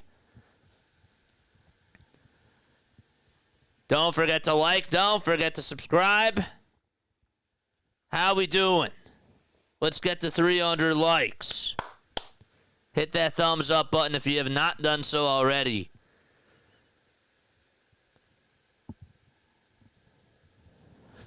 Three balls, 1 strike to Nick Castellanos. The windup, the pitch to Nick. Ground ball hit over to third base. The throw to second, there's 1. The throw to first, not in time. Castellanos beat it out. And the inning does continue.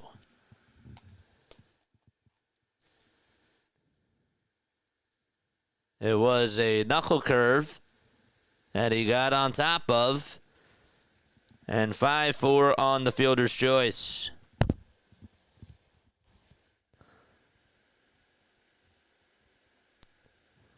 Next man up is Max Kepler. That was not an earned run allowed by Canning, by the way, because of the air out in center field by McNeil. Bottom of the 5th, 2 gone. Kepler up at the plate. Tying run at first, and the pitch to Max. Swing and a miss on a slider. It was in the dirt.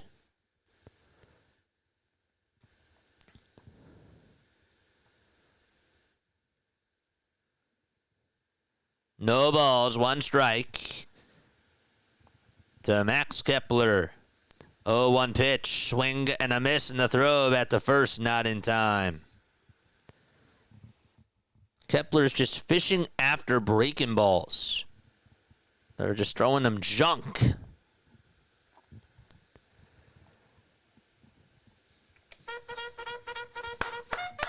Come on. Charge!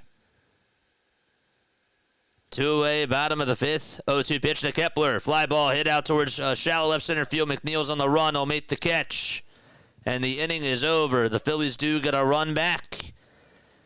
And so they're down by a run again. 5-4 is the score. We're going to the top of the 6th. Mets out in front by 1 run. Kylie Kelsey in a commercial. Nice. All right, how do we get here? Very, very good question. Mick Abel was on the mound today for the Phillies. Abel went 3 innings, gave up 4 runs, all on solo homers, and just only struck out a batter. And then Joe Ross came on in, pitched 2 innings, gave up a run. So he'll have the solo homer too. In the top of the first, Brandon Nimmo hit a solo homer to make it 1-0 Mets. And the Phillies responded as they put up 2 runs in the bottom of the first on an RBI double by Castellanos and an RBI ground out by Max Kepler. And then in the bottom of the second, Otto Kemp made it 3-1 as he scored on a wild pitch. So he was over at third base, got on with a double, and then advanced over to third on a ground out by Marsh, and then would score. And then Francisco Lindor, Brandon Nimmo, and Juan Soto went back to back to back and hit 3 homers in a row to make it 4-3 in the top of the third. Soto then added another homer in the top of the fifth to make it 5-3 New York.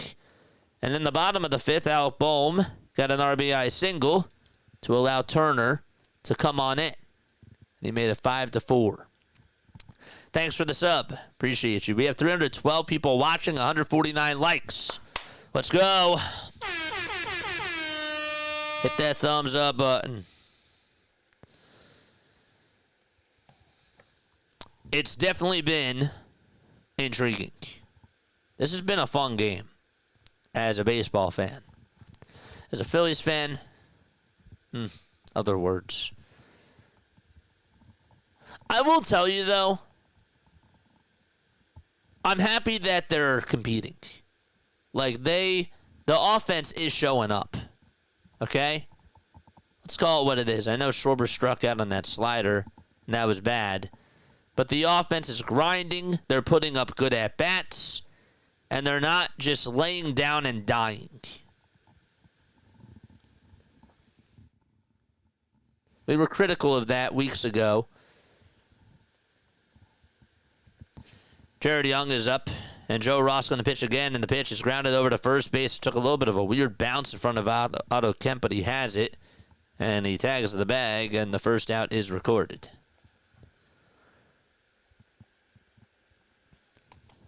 Alvarez is due up.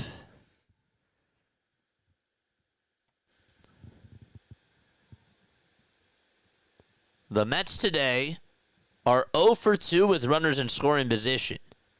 They've left 3 men on base. The Phillies are 2 for 8. They've left 4 guys on. Here's Francisco Alvarez. Flied out to right in the second and grounded out to JT. The pitch. It's taken high for a ball. Ross with 32 pitches. He came on in for the 4th inning.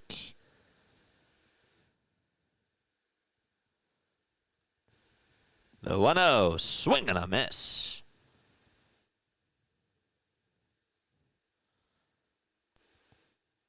Francisco Alvarez just 0 for 1 in his career against Joe Ross. With a walk. 1-1 pitch on the way. Ground ball, diving, stop by Stott. He gets up. He throws it on over to first base, and it's not in time. I think Stott, as he got up for a second, sort of slipped. There was something wrong with the transition with him getting the ball from his glove into his bare hand. Yeah, he just bobbled it for a second. Tell you what, though, Alvarez was hustling down that line. But that little quick stumble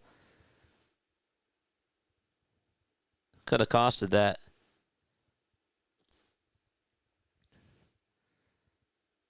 Even if he would have had a perfect throw, though, I don't know if he would have got him, but he absolutely would have had a better chance. There's Beatty hitting on the left side, and he takes ball 1. They'll rule it as an infield single.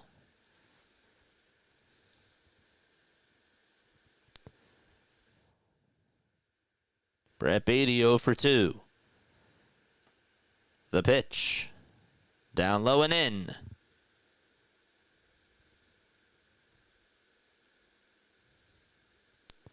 James, thanks for the sub. Appreciate you.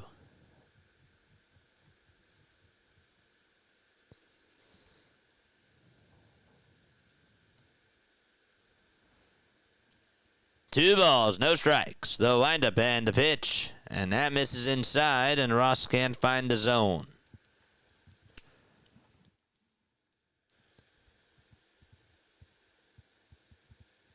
Mets have 5 runs, 9 hits, 1 error. Phillies have 4 runs, 5 hits, no errors.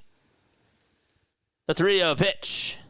That's in there for a called strike on the inside corner.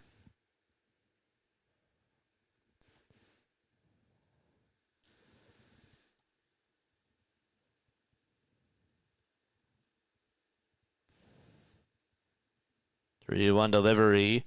That is swung on and missed for strike 2. Beatty dropped the bat thinking that it was ball 4. And he's arguing with the umpire. So now it's 3 balls, 2 strikes, and Mendoza is chirping a little bit as well.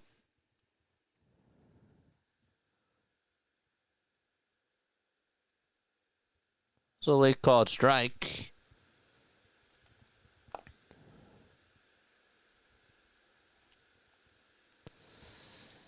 Three-two on the way. It's fouled off the umpire.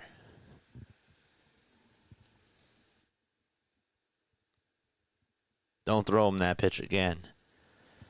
The Mets' bottom 4 hitters tonight are 1 for 11. Mr. Dasher, what's going on? 3 balls, 2 strikes. The payoff pitch on the way. Swing and a miss. There's out number 2. My 11-year-old on MLB TV, but I still wanted to stop by and show you some love for all you do. What's up, JJ? Broken down and spent a fortune to get games to watch my 11-year-old on MLB TV, but I still wanted to stop by and show you some love. I appreciate you, man, for all you do. L'chaim and God bless. Oh, that was so nice. Aww. Thank you so much, Mr. Dasher. John Dasher. Here's Ronnie Mauricio, and the pitch. He lines this one out to right field. It'll drop in for a base hit. Castellanos will get on over to it. Alvarez heading on over to third base. And there's runners at the corners with 2 outs, and Lindor is coming up.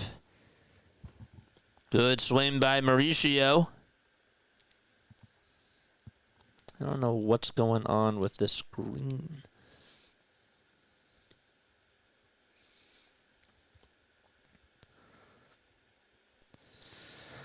All right, Lindor is up with runners at the corners. Tough customer to deal with here. And Joe Ross is going to come out of the game. His night is done, and Tanner Banks is going to pitch to Francisco Lindor. And again, John, thank you so much.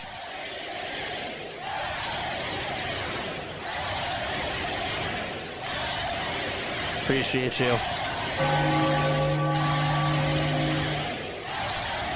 We got a pitching change out in Philadelphia. We do have a pitching change. Hit that thumbs up button, folks. And hit that subscribe button as well. JJ, I'm going down to Lehigh Valley tomorrow, checking out Stubborn M. Crawford. Stubbs and Crawford? Nice. Clan, what's up, dude? He says, I got Philly money line. Very nice.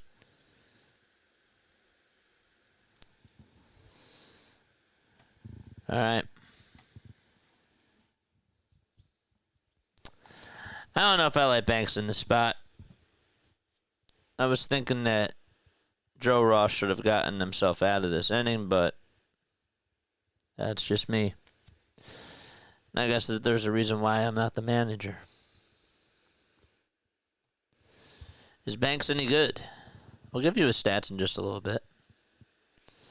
Just wait till he comes out to pitch. But overall, hasn't really had a good year. He has a 4.7 ERA in the month of June. I'll tell you that much. Diamondbacks and Rockies are just underway. Rockies facing some traffic on the bases as Arizona has the bases loaded with nobody out in the top of the first. The other game that's going on right now, you got the Padres winning 2-1. They're taking on the Royals. It's in the bottom of the 7th. So here's Tanner Banks, 32 games, a 2-0 record, and a 3.74 ERA in 33 innings of work. Lindor batting on the right side. Runners at the corners, and the pitch is taken for strike one. It's a high fastball.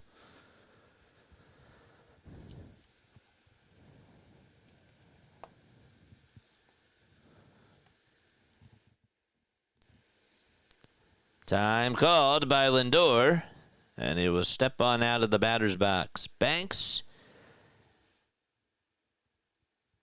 in his career against Lindor, Lindor is 1 for 3 against him. He has struck out once. 0-1. The pitch on the way. Line drive, foul ball. That was hit sharply. Over the last 7 games, the Mets offense just batting .205. Put up 16 runs, 6 homers. Tonight, though, 5 homers, 5 runs, and a .385 average. 0-2 pitch on the way. This one's flied out over towards right field. Castellanos goes back towards the track, and it's going to hook foul. I believe they ruled it. I believe actually, sorry. Did they rule it as a double? Did it just stay fair? It did, and they say it's 7-4 Mets.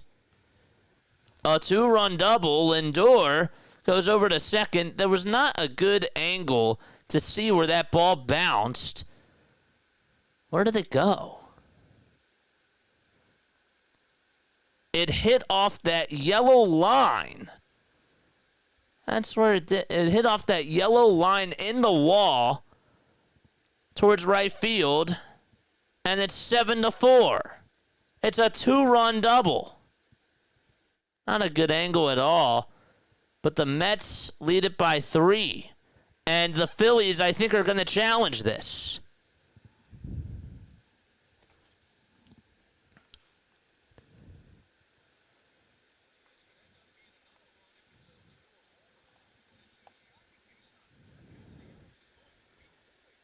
Oh, the Mets are saying that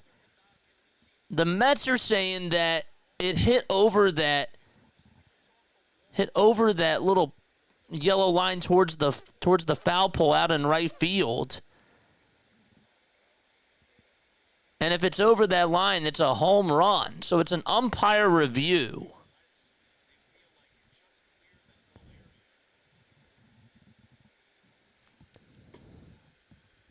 What the heck?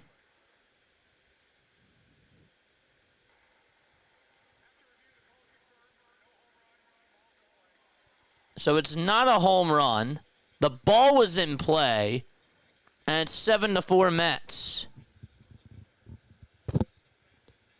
That thing was going over towards the corner, and the camera lost the ball. I assumed that it went out of play, but it just hit that yellow line on that wall. Now they're zooming in on it. It's just barely fair. 7-4 Mets. Top of the 6th. 2 outs. And Nimmo is up at the plate, and the pitch is high. It's going to bounce off the glove of JT. And the runner from second goes on over to third.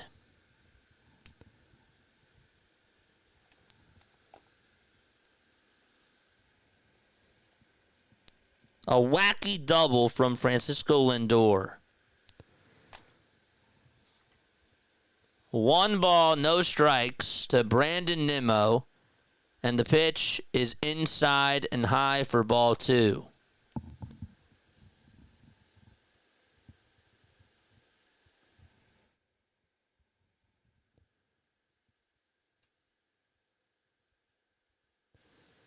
Two balls, no strikes, and the pitch. Ground ball knocked down by Kemp.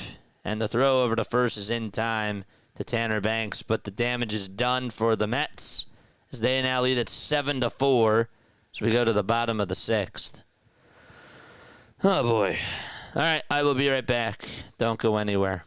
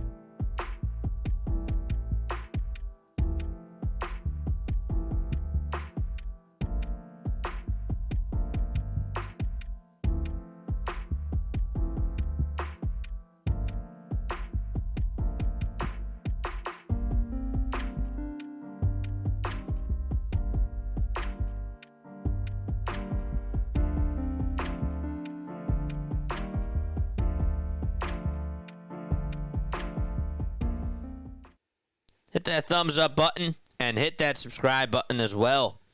All right, we're going to the bottom of the 6th inning. Still plenty of action left in this one. But the Mets do lead it by 3. Francisco Lindor just hit a 2-run double that took a very weird angle. It took a very weird, route off that right field wall. And so the Phillies have a 3-run deficit that they have to try to overcome here. And we go to the bottom of the 6th. Bottom of the 6th coming on up. It'll be 6, 7, and 8 due up in the batting order for the Phillies.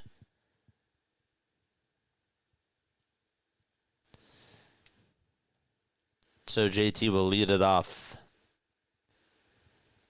And I think Canning is still going to pitch. Canning has allowed 3 earned runs on 5 hits in 5 innings. He has 89 pitches. First pitch to JT, and he takes a change up in there for strike 1.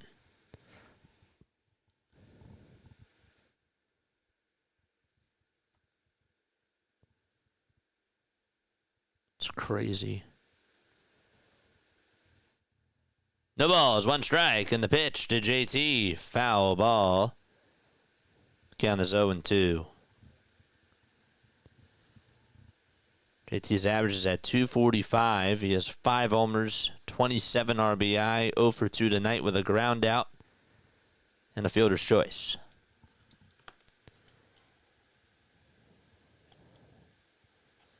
No balls, 2 strikes to Realmuto.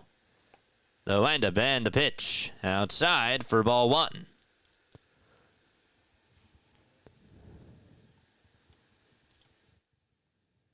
Lindor, Nimmo, and Soto and Alonso each have more than 1 hit. 1-2 pitch to JT, and he chops it. And I don't know how he stayed alive, but he fouls it off. Don't forget to like, don't forget to subscribe.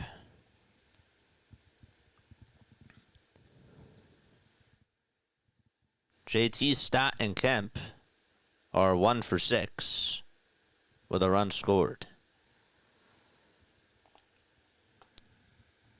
The 1-2 to JT, and there's a line drive hit out to left center field, and they'll drop in for a base hit. And so Nimmo cuts it off, and JT gets on with a leadoff single. Start off the bottom of the 6th inning, and he is over at first base.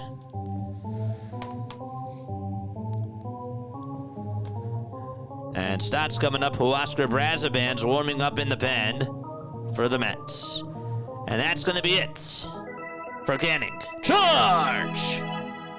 That's going to be it. Didn't even see Carlos Mendoza go out there. They just showed that Brazaban was warming up. And, well, we're going to the bottom. We're going to have a pitch and change.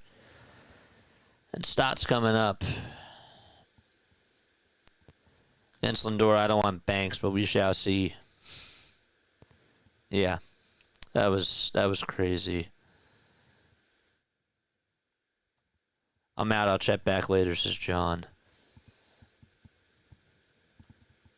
That wind is definitely not on our side. I think that what ended up happening, and I'm going to stop harping on this, but I think that the camera operator thought that it was going to go foul and then just stopped fouling the ball, but the wind sort of blew it back. Weird.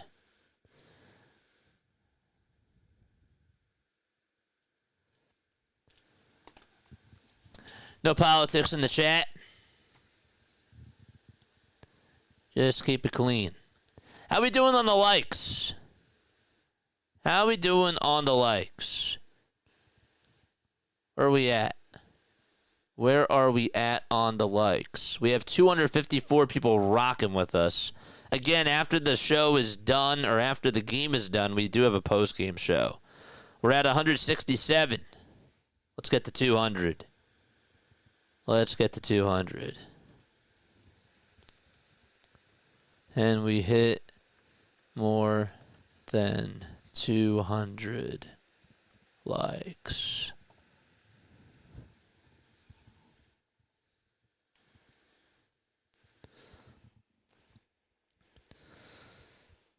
This team is just so weird. They're such a weird team.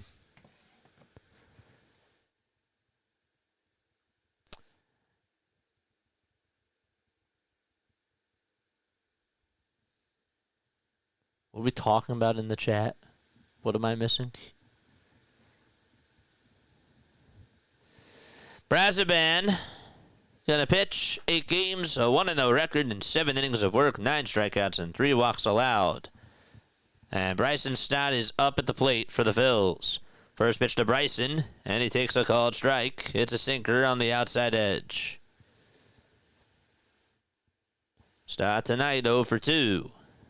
With a strikeout and the groundouts. JT leads off over at first. Brazaban kicks and delivers, and it's outside. If Stott gets aboard, then the tying run will be Otto Kemp. The 1-1 pitch to Stott. They called it a strike. And it looked inside, but Vondrach says it's strike 2.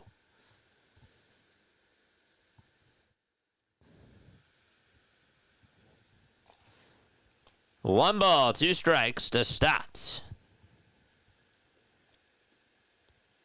He waves the bat around. Brazaban kicks, fires the pitch, swing and a miss, and Stott's down on strikes.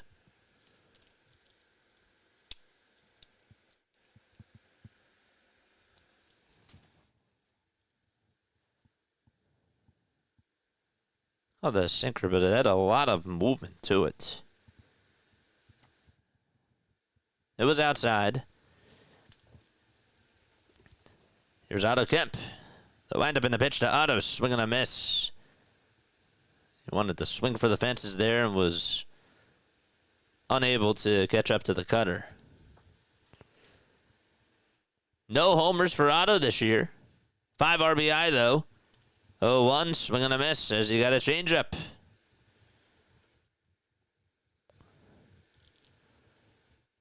It's 0-2.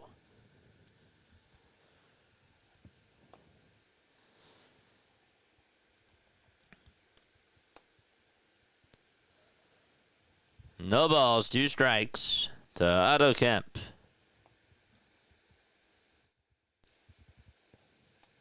The windup and the pitch, and it's taken down.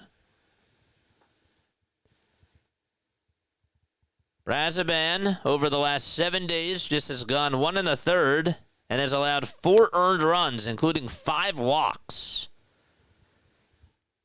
in 2 games. 1-2 on the way, swing and a miss, and Otto Kemp just fouled it off.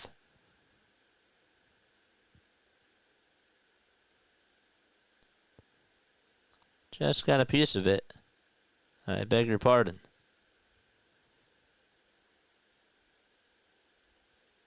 He fouls this one off too.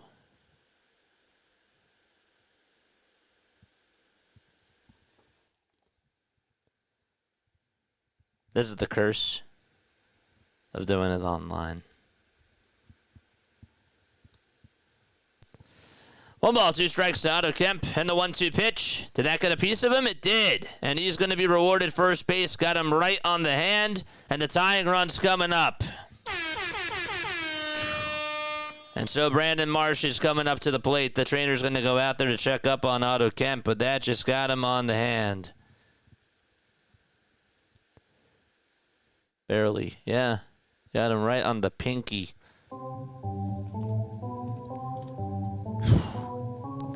Rob is checking up on him.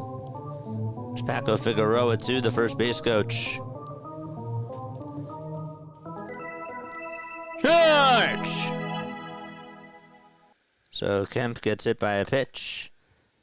And Brandon Marsh is due up at the plate.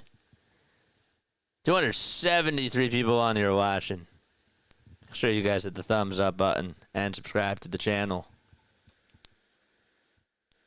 It's 9:32 p.m. Eastern Time. This game has been absolutely wild. Another runner in scoring position for Philadelphia.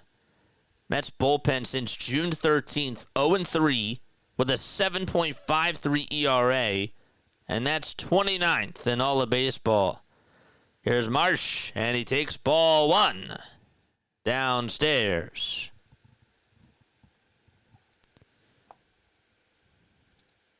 One ball, no strikes to Brandon Marsh.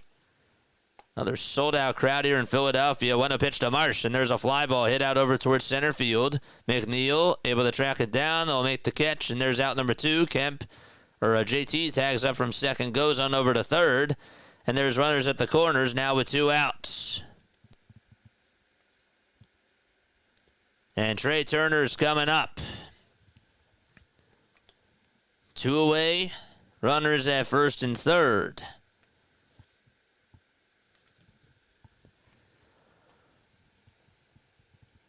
Come on, let's go. Let's go, Trey.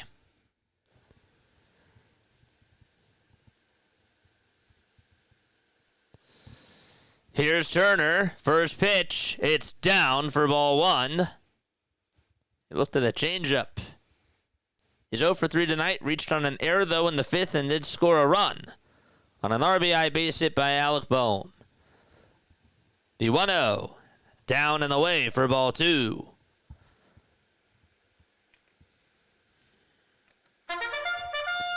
Charge! Let's go, Phillies. Another opportunity for Philadelphia. 2 balls, no strikes to Turner. 2-0 pitch. It's down and away for ball 3. Kyle Schwarber's on deck.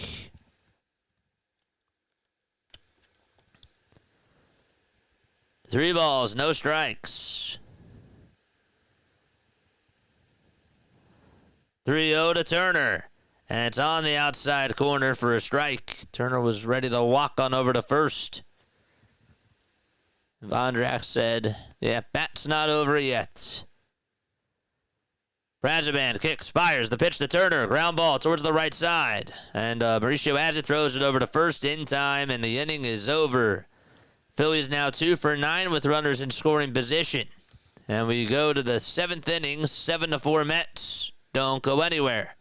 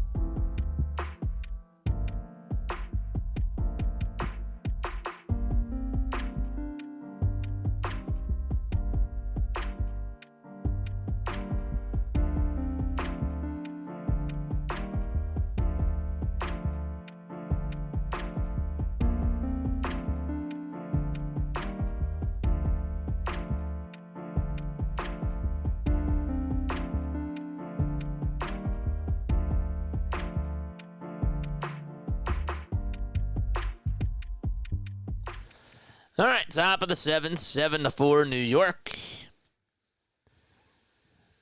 Phillies down by 3. Don't forget, after the game is done, you can call on into the post-game show. 610-314-0844 is the phone number.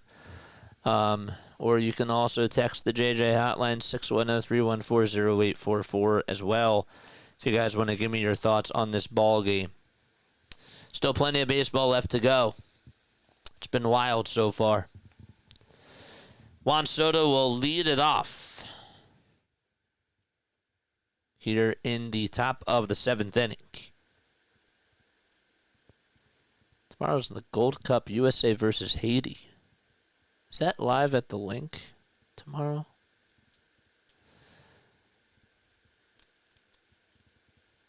Juan Soto 3 for 3 with 2 solo homers. Jordan Romano is going to pitch for the Phillies. And the first pitch that he throws is way off the plate for a ball.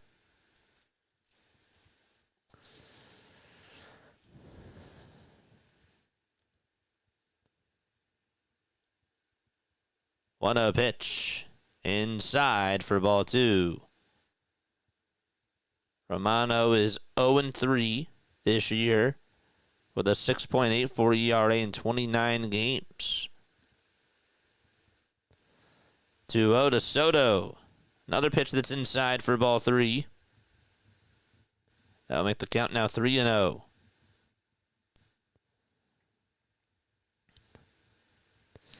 Three balls, no strikes. The pitch to Soto. And he takes a fastball down the middle. Stepped down to the batter's box.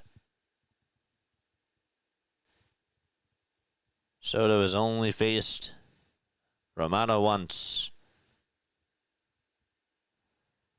3-1 pitch. It's skied foul towards the left side, and then they'll find the seats.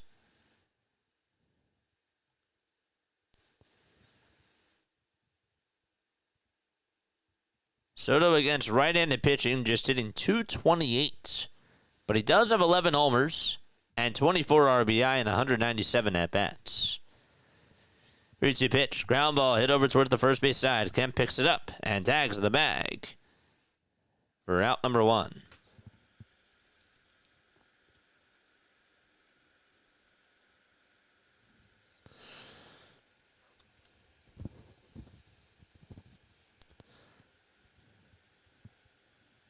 And there's one away. Next man up is Pete Alonso. He's 2 for 3 tonight with 2 singles and a strikeout. And he pops this one up over towards the right field side. Castellanos tries to make the sliding catch and foul ground. It bounces off of his glove. And Casti sits up and gets helped up from his teammates. Rob was looking to see if he should go check up on him. I don't know if he got dirt in his eye or what. Casti tried to hustle in foul territory, and the ball just popped out of the glove, and he smacked his hand in the glove and said, "Darn it," as he could not hang on.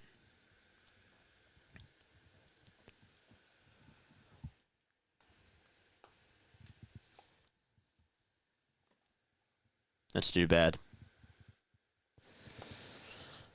Extra pitches. You don't want that. Don't want any freebies. Don't want to give any freebies. 0-1 pitch. Tie for a ball.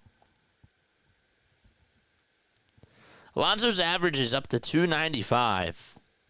18 home runs. And he's the leader in RBI with 64. And he takes high for ball 2. 262 people watching, 168 likes. Let's keep going. 2-1 pitch. Fouled away.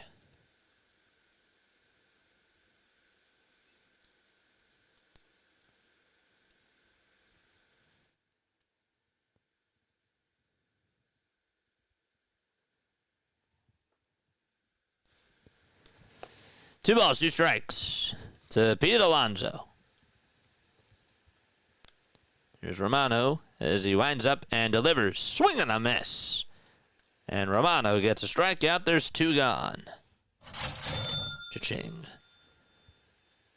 Fernando Tatis Jr. just hit a 3-run homer in the bottom of the 7th in the Padres-Royals game. That was his 14th homer of the year.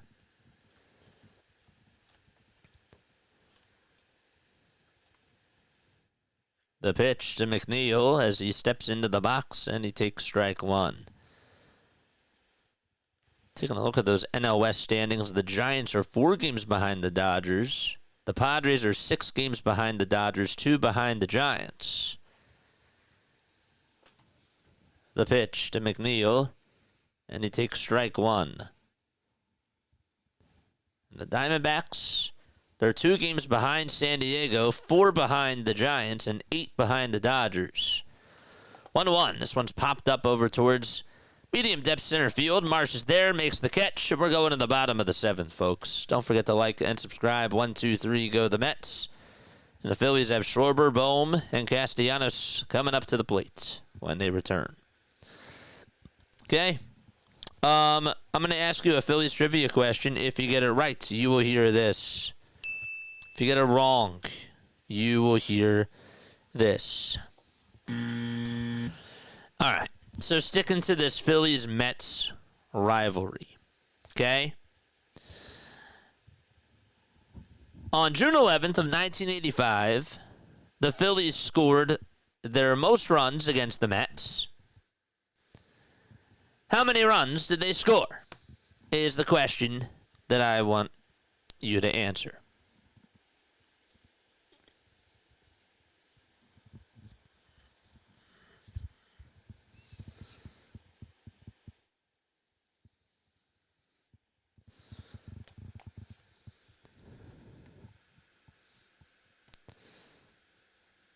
$21. Close. Not 21. 17, says Peso Frank. Key says 26. Now, in that same game, one of the Phillies players hit 2 homers in the same inning. Who was that player?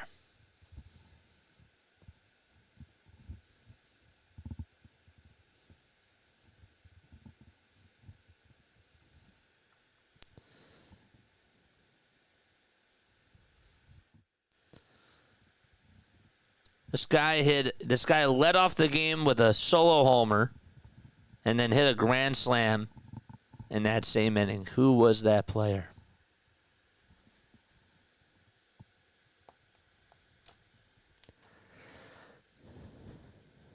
He says, I remember that game.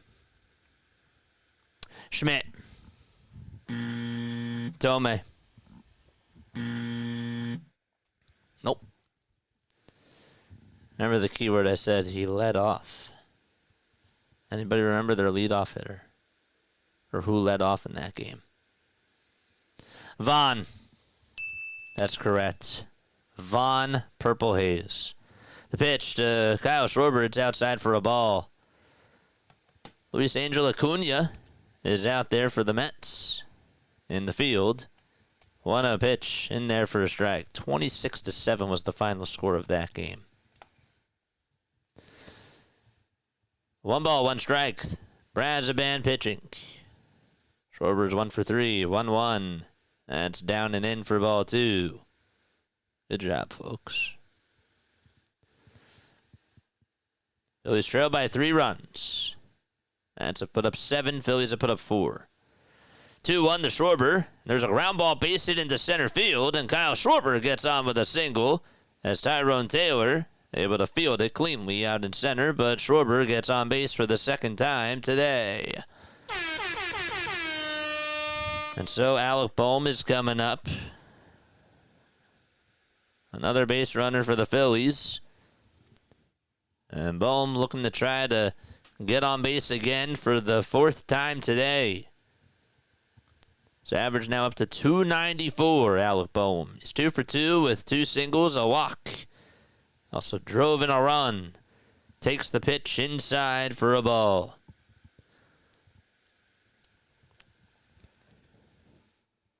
One ball, no strikes to Alec Bohm. And the 1-0 pitch on the way. This one's grounded over to shortstop to flip to second. There's 1. The throw to first. There's 2. A double play. 6-4-3. And Castellanos is coming up.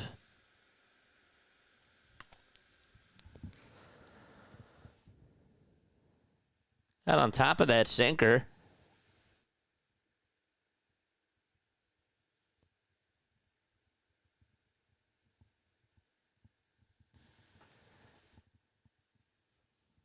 Casty doubled to right, walked, and then grounded into a fielder's choice. And he grounds this one foul towards the left side.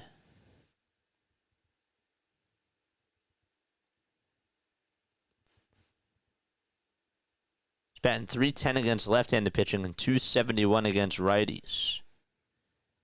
Oh, one to Casty, swing and a miss. Got a change up. It was inside. Don't forget, after the game, folks, we have a post-game show. 0-2 is the count. 2 outs, bottom of the 7th.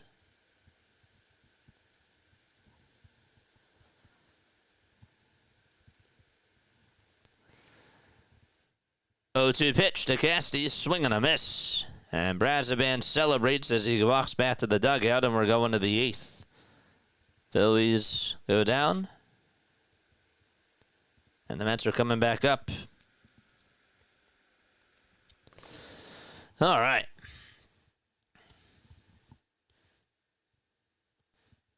7-4 Mets. The job's not done.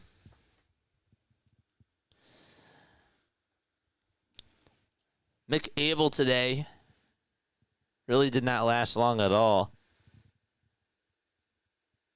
And didn't have a good outing, but, you know, I'm just going to say this, like, when you really think about it, okay, we were all excited to see what he was going to do tonight. We were looking forward to it. But he laid an egg, and that's just going to happen. Even when it's against good competition, it just happens. This is now 2 outings, though, where he's facing a team over 500, and they've been able to tattoo him. How does he respond? That's my question. You just have to remember that he's a rookie, and he's going to make mistakes. He's going to have hiccups. And tonight, obviously not ideal for him to have a hiccup tonight, but you just got to keep that in mind. It's not Zach Wheeler pitching. It's not Aaron Nola. It's not a veteran pitcher.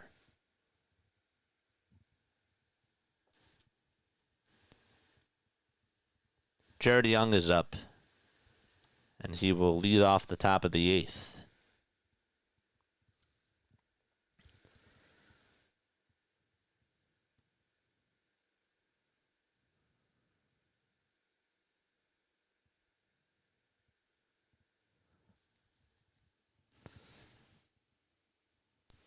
$207 people on here watching. I really appreciate you guys for staying on here. I do. Did we get to over 200 likes? Did we get there yet? We're at 191. Gotta hit over 200. Let's go. We are 9 likes away from 200. Michael Mercado is going to pitch. 2 games, a 9 ERA, 2 innings under his belt. And he throws it inside at 96 miles per hour for ball 1.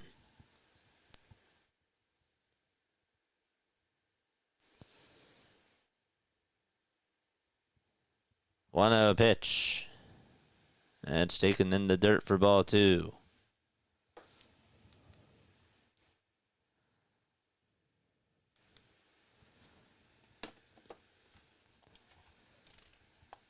The 2-0 on the way to Young, and there's a deep fly ball hit out to right field, and that is going to be crushed. And it goes into the second deck, and it's now 8-4 Mets. Jared Young just absolutely tattoos that baseball. He teed that thing off 441 feet. New York up by 4.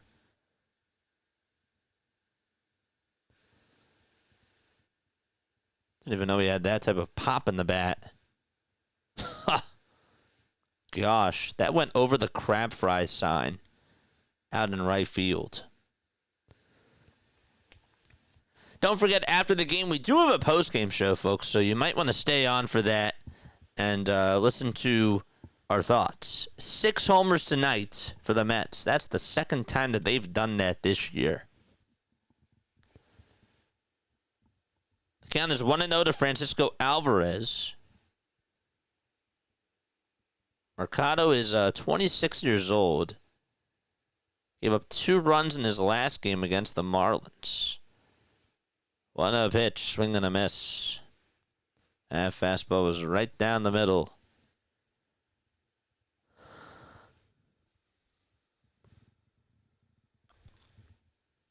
One ball, one strike. The pitch. It's popped up in foul territory, and Kemp runs out of room.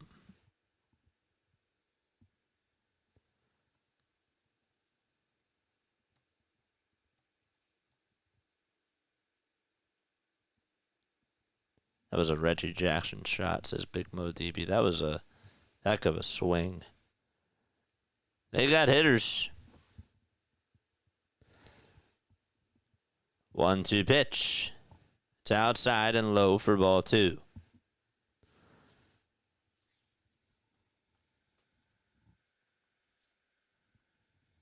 Ben, you all just tweeted that. I don't believe what I just saw.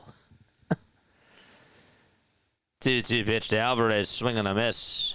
1 away in the top of the 8th. And Alvarez is down on strikes.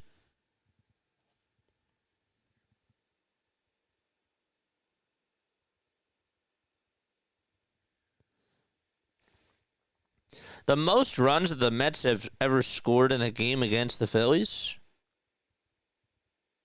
24. It did it on August 16th of 2018. Pitch is taken outside for a ball. Mets unloaded a 10-run onslaught in the 5th. 1-0 pitch. Inside for ball 2. Phillies committed 4 errors in that game. 11 of those runs were unearned. 2-0 pitch. It's outside for ball 3.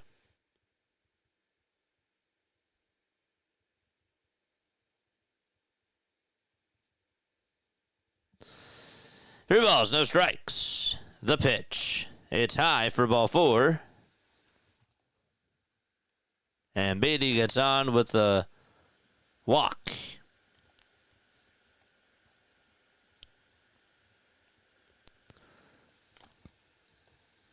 And Tyrone Taylor is due up in the batting order. Came on in to play for Ronnie Mauricio.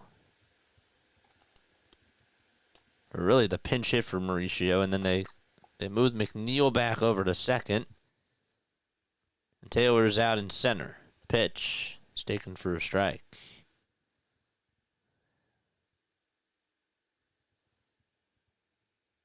Nothing on 1 is the count in the pitch. Line drive, base hit into left field. That's going to put runners on at first and second base with 1 out in the top of the 8th. And Lindor's coming back up with 1 out.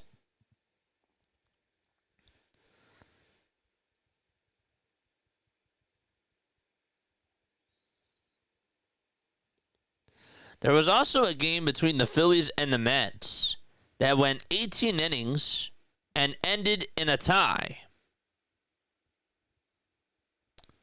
And the game was scoreless. That's the wild thing about that. The pitch is taken for a strike to Francisco Lindor. And you know why it ended in a tie? Listen to this. It's no balls, 1 strike.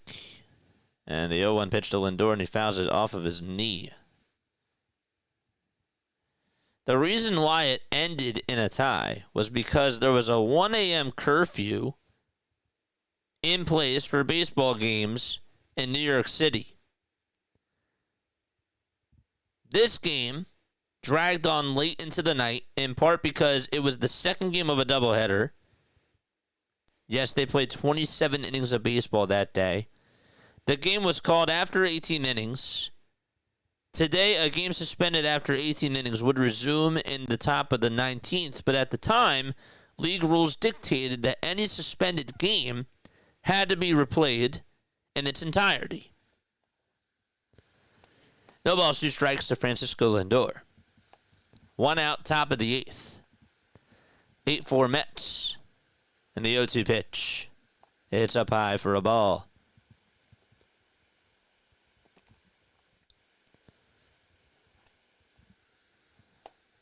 One ball, 2 strikes. Top of the 8th inning. 1 out. And Mercado gets set at the letters. Kicks, delivers the pitch. Swing and a miss. And Lindor strikes out, guessing at a fastball. Up next is Brandon Nimmo. Phillies have Kepler, Realmuto, and Stott coming up in the bottom of the 8th.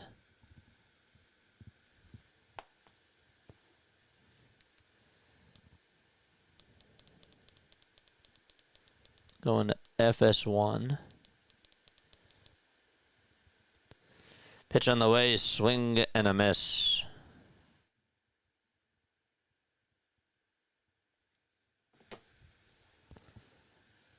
To Brandon Nimmo.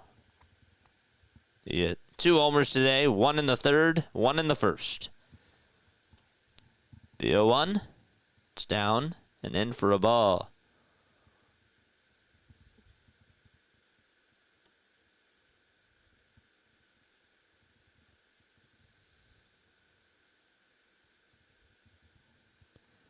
One ball, 1 strike.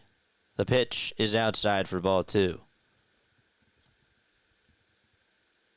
Did you guys know about that curfew, though?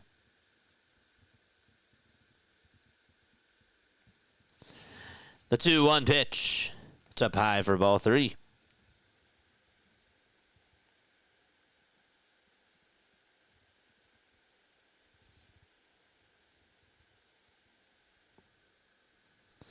Three balls, 1 strike to Brandon Nimmo. Up next is Juan Soto. And the next pitch, and that's in there for strike 2. Nimmo was running on over to first base. That was a very delayed strike call by Vondrak, and he has to go back and pick up the bat.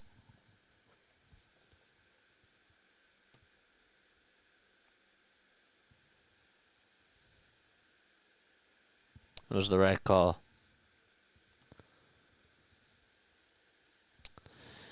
The payoff pitch on the way. It's lined foul. And Nimmo remains in the box. LSU now. How about this? LSU is 1 win away from a national title. Cade Anderson fanned 10. And he had 130 pitches in a complete game 1-0 win.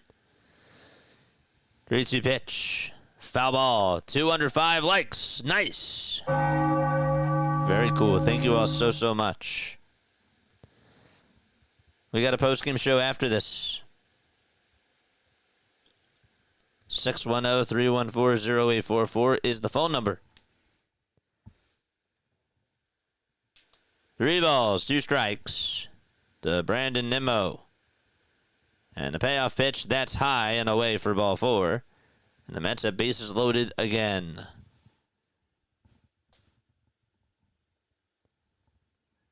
And Juan Soto's coming up. Beatty's at third. Taylor's at second. And Nimmo is at first.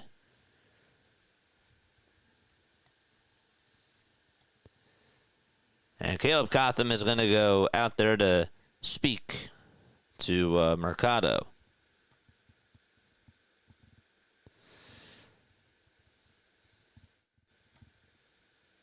Short and Gardner both pitched 15 innings in that game. Yeah, isn't that crazy?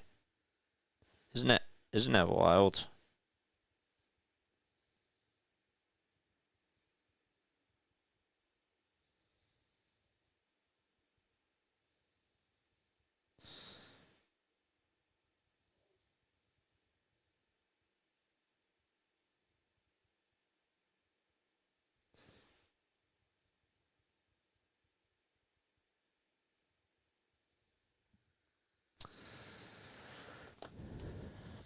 Bases juiced.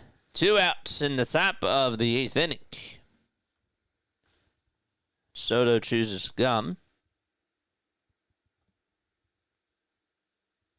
And steps on into the box.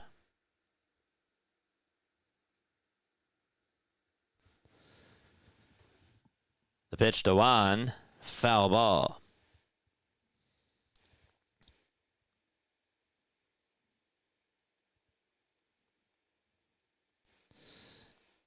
Soto against the Phillies, hitting .282. 19 homers in his career against Philadelphia in 81 games.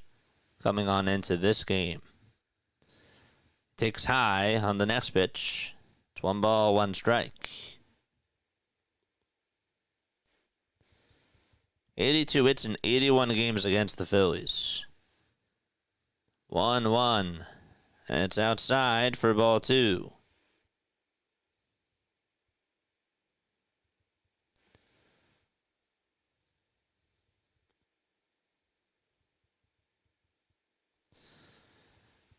Two balls, 1 strike. The pitch. It's on the upper third of the zone for strike 2. So it's now 2 balls, 2 strikes.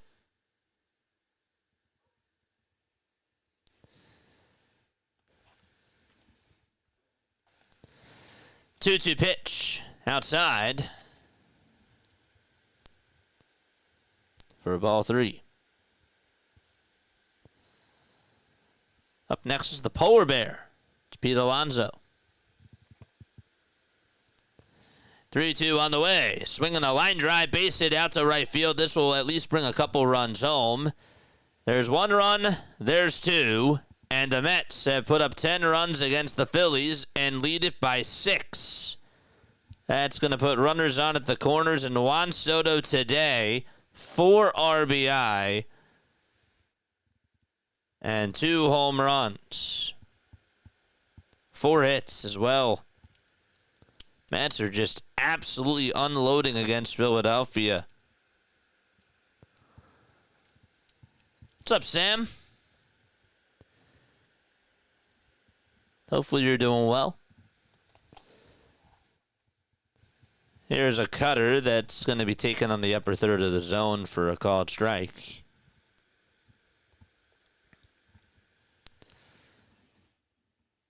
This Mets offense tonight, 10 runs, 6 home runs. Nothing in one's the count, and the pitch is high for a ball.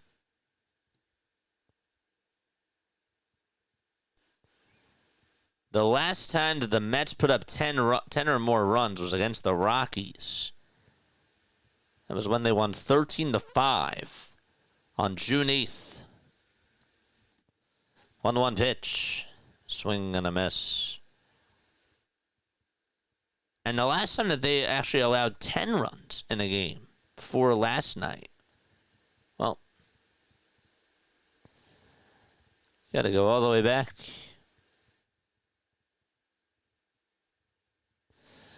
1-2 pitch. It's outside for ball 2. They allowed 9 runs against the Rays on the 15th of June.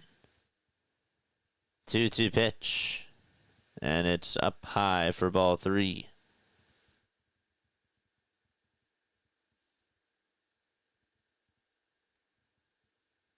Haven't done it in a while.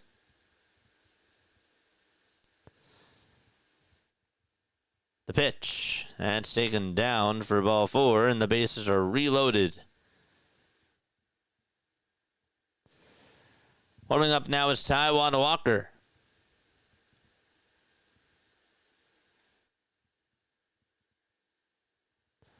The last time that they allowed 10 runs was actually against the Phillies on September 20th of last year. They lost 12-2.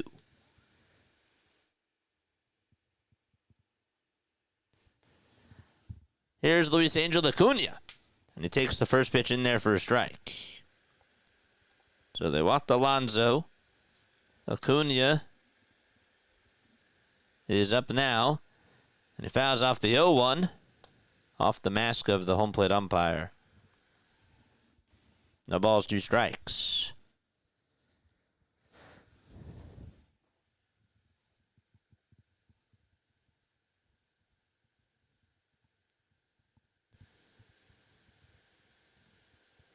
0-2 pitch. Bouncing ball hit over to third base. Bohm has it. Throws over to first just in time. Acuna hustled down that line. But the inning is over, and Juan Soto pretty much gives the Mets insurance on a 2-run single that was rocketed out to right field. And the Mets lead at 10-4. Phillies are coming up in the bottom of the 8th inning.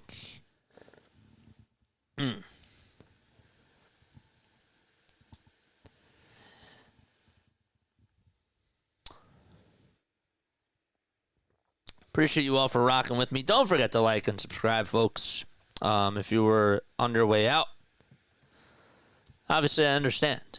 Just hit that thumbs up button on your way out. That's all that I ask. Now, why would they say on Fox Sports or on Fox TV that the game will be resumed on Fox Sports? And then you go over to Fox Sports and they say that this game is going to be resumed on Fox. Makes no sense. Whatever. We're going to the bottom of the 8th, though. 10-4, New York. The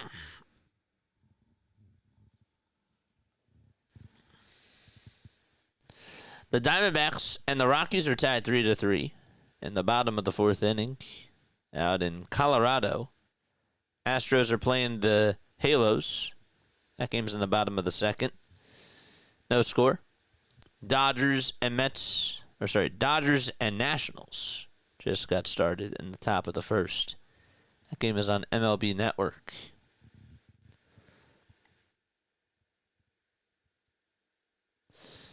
What's up, Rising Rhino? How are you? Crushing the Mets. It's opposite day. What's going on?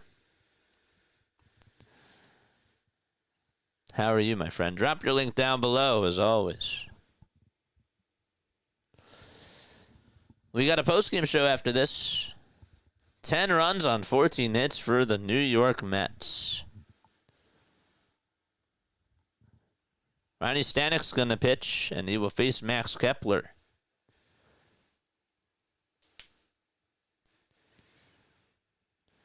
I'm surprised that Strom didn't pitch.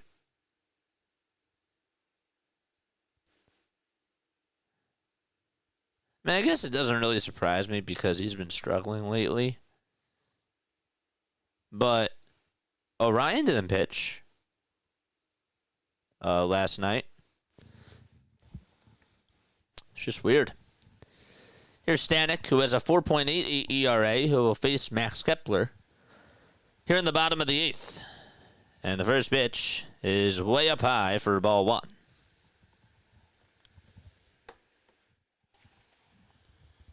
Kepler has gone hitless in the series.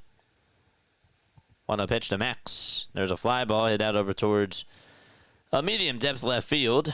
Nemo's there. Catches it. 1 away. Phillies have 5 more outs to go.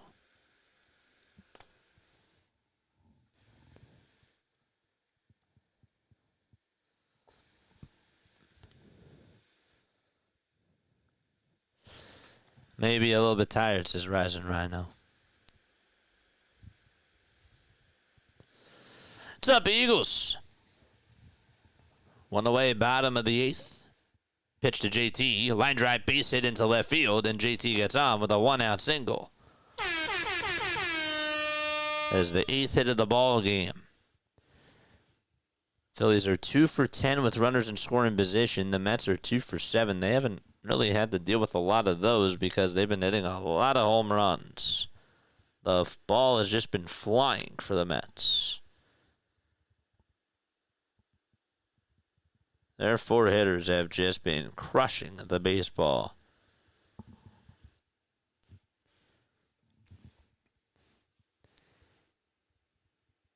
Cal Raleigh just hit his 30th homer today. That's the most for a catcher before the All-Star break. The pitch to Stott, and he takes a strike at the knees. 0-1 is the count. 1 out, and the pitch. And Stott fouls it off. think I got a little piece of Alvarez. Pitch came at 100 miles per hour. He's holding on to his hand with the glove. So that's his right hand. Or sorry, his left hand. Because he is a righty.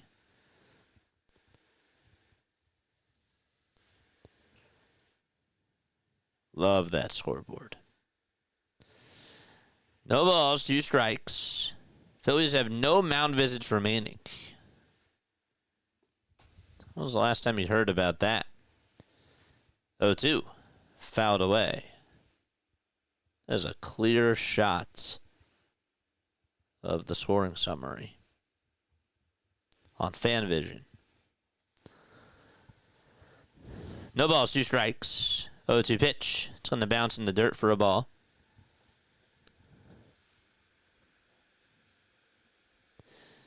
How you guys doing?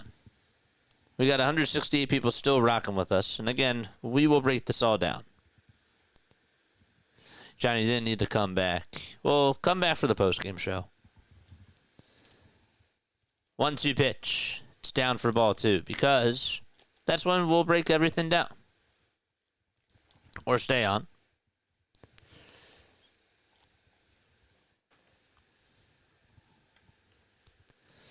Two balls, 2 strikes. 1 out, bottom of the 8th.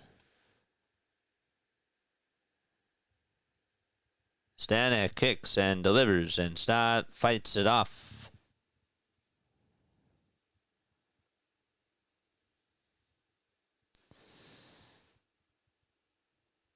Mets have put up 6 runs since the 5th inning.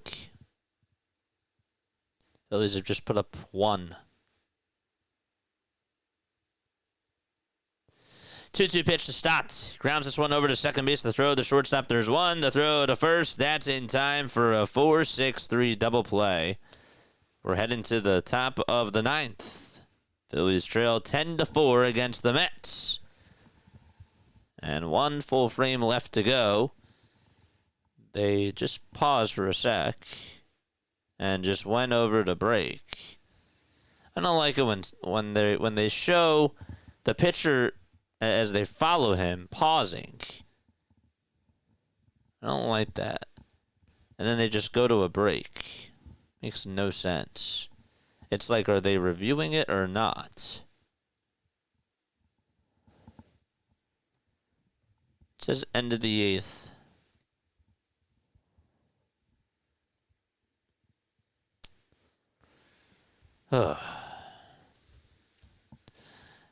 Yeah. I will break it all down. You can come on here, and you can come talk to me and let me know, where do you think the Phillies went wrong tonight? We can talk about it. It's been a long game.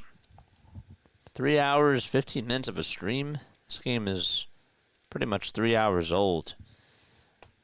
So we will break it all down. We'll break this puppy down, and we'll talk about it. Right now, personally, though, I'm not disappointed. I kind of expected this in the back of my head that this was going to be an outcome tonight.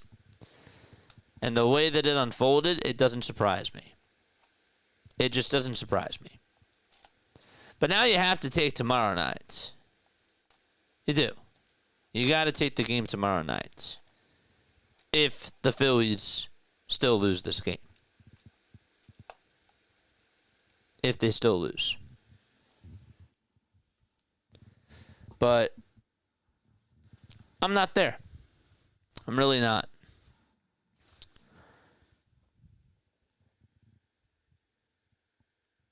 How do you respond, though, tomorrow?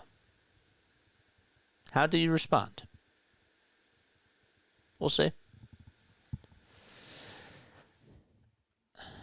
So Otto Kemp is up. They did challenge it, and they just cut back. So we're still in the bottom of the 8th. It took a long time for them to challenge that, and Stott is safe at first base. So Stanek is pitching to Otto Kemp. And the 0-1 pitch, swing and a miss. Terrible coverage by them.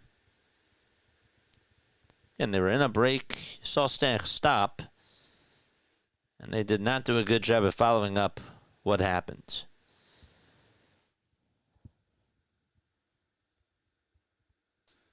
It's only going to take more time away, too. The ball's 2 strikes. To Otto Kemp. 0-2 pitch on the way. Fly ball hit out over towards deep center field. That's going back over towards the track. And Taylor has enough room and makes the grab. And now we're going to the 9th inning. 10-4 Mets. And they're coming back up again. Phillies still have life in the 8th. Yep.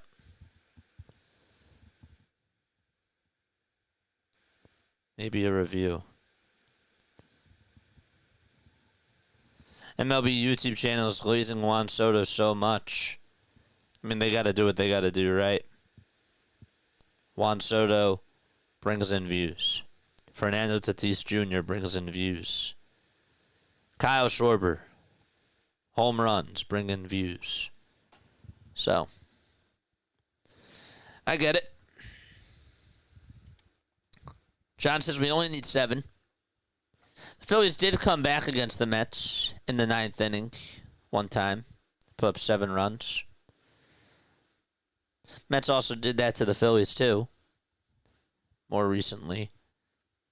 I think it was a couple of years ago, where the Phillies just gave up the lead. Anything is still possible. John says it's over. Put in Jalen Hurts. We need a touchdown. Bilbo, that was funny.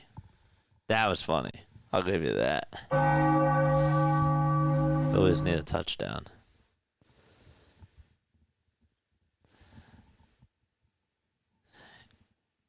I apologize. If the Phillies do lose this game, I do apologize because there was a graphic that came up in that second inning that said that the Mets were 26-0 when Francisco Lindor hits a home run. And that, on the very next pitch, came back and bit the Phillies. But then again, it wasn't my fault because I did read the stat, but that wasn't my idea. So I guess I'm good. I'm off the hook. We're going to the top of the 9th. Mets lead at 10-4, 14 hits for New York. Taijuan Walker is going to pitch. They're showing the cheesesteaks. Doesn't surprise me. There's still Phillies fans left in attendance. 16 games for Taijuan Walker, a 3.88 ERA. At this point, I don't really understand why they're pitching them. Pitch on the way, and that's taken for a ball. To Jared Young, who hit a missile his last time up. And the 1-0, he takes a curveball. It's high and away for ball 2.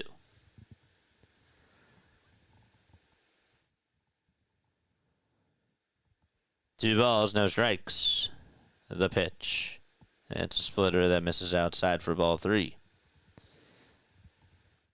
Come on after the game. Come talk to me. 3-0 pitch. A sinker that's in there for strike 1. Or leave a voicemail right now. 3-1 on the way. It's a cutter that's fouled away.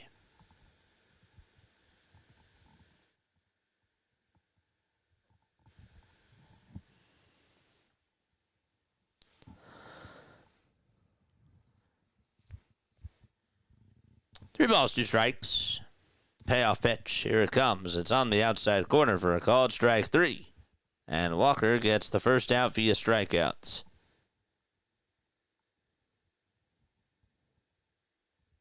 This is the point where JJ should have a mug of beer. I'm doing just fine. If I was sad, then I could use it. 1 out, and the pitch. Fouled off.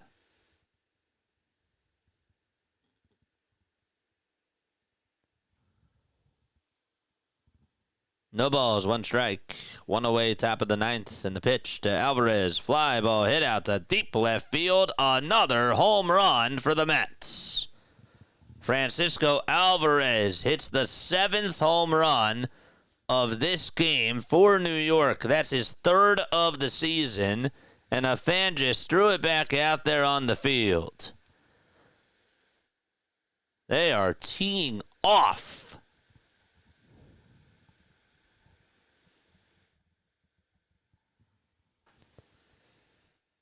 It's 11-4 New York in the top of the 9th.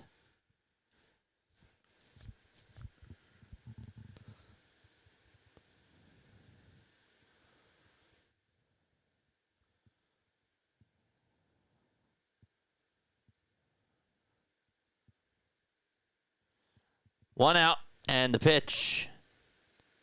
It's in there for strike 1.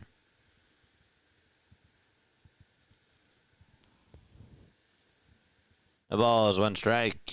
The pitch, a curveball that's down for ball 1.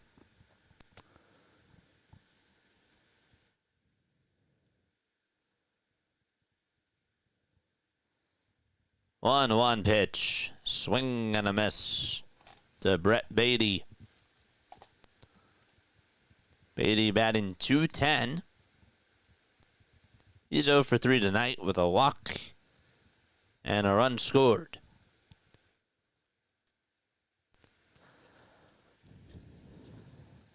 Walker gets sit above the belt, kicks, deals, fouled away. You guys should call in. If you guys are frustrated, come on. Come on and talk to me. Don't be shy. I love taking phone calls. Like, I understand that some people don't like to do it. That's fine. But I do this for you guys. 1-2. It's outside for ball 2. I'd love to hear from Larry, from Hardcore. I'd love to hear from all of you. I really would. 2-2 pitch. This one's popped up over towards foul territory. Bohm is there, makes the grab, and there's out number 2. David, if you want to call in, that's cool. You don't have to. But you can.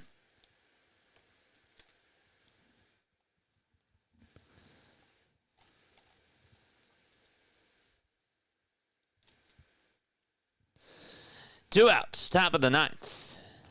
There's a cutter that misses low to Tyrone Taylor. Taylor came on into play center field in the 8th inning. Really was in the 7th, but he pinched hit in the 8th. The pitch, swing and the miss. 1 ball, 1 strike. And Walker kicks, fires the pitch. Check swing, did he go? Yes, he did.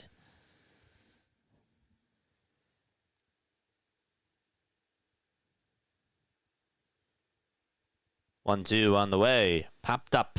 It's hit over towards the first base side. And Kemp's there, makes the grab, and we're going to the bottom of the 9th. Alvarez ready to suit up and go back out there for the bottom of the 9th. Marsh, Turner, and Schwarber are coming up.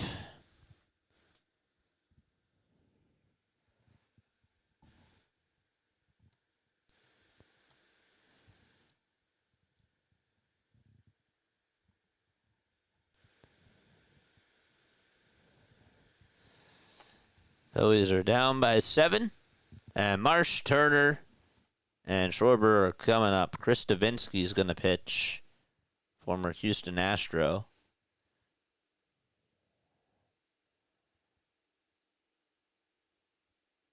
Didn't he win a World Series with them? I think he did. Davinsky, how old is he now? He's 34. He played with Houston from 2016 to 2020. He actually was a member. Do you guys remember him on the Phillies? I don't remember him on the Phillies. But apparently he played with the Phillies in 2022 for 3 games. You guys remember that? I don't. Over the last 3 years, though, he's played for the Angels, the Rays, and then the Mets. Spent time with the Rays in 2023 and in 2024.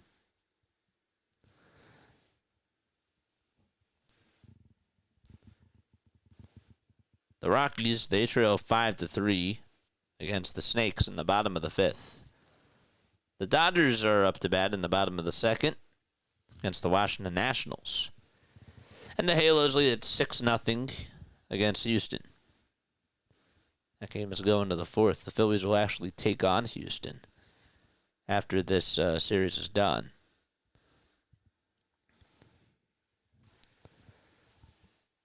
Houston's been playing very good baseball, too. That will not be easy. They swept the Twins. They took 2 out of 3 against the Athletics. Actually, sorry, they split the series against Oakland, right? Yeah, they did. Sorry.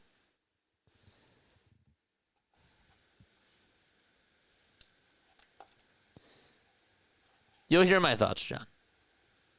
Rojas is going to hit in the bottom of the 9th. And the pitch is up high for a ball. You'll hear my thoughts. I may have said that I wasn't angry, but that could change. 1-0 pitch. And it's a sweeper that's in there for strike 1. That's why you got to stay on for this.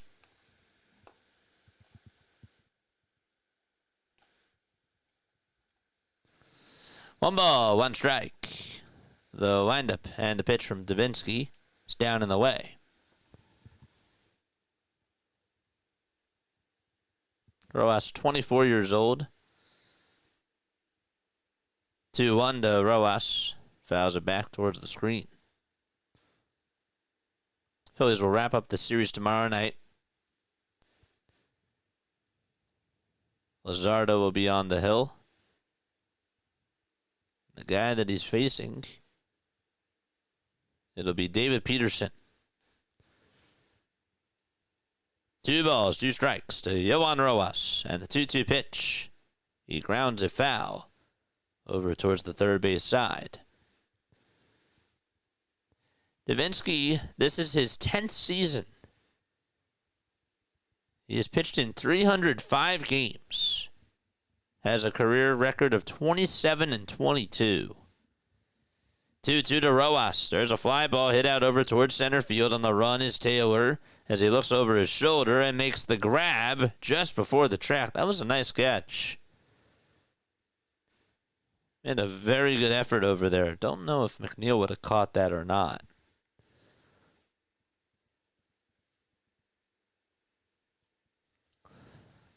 Mop-up roll for Davinsky. And it looks like Edmundo Sosa is going to pinch hit for Trey Turner. The pitch on the way. A sweeper that's taken for strike 1.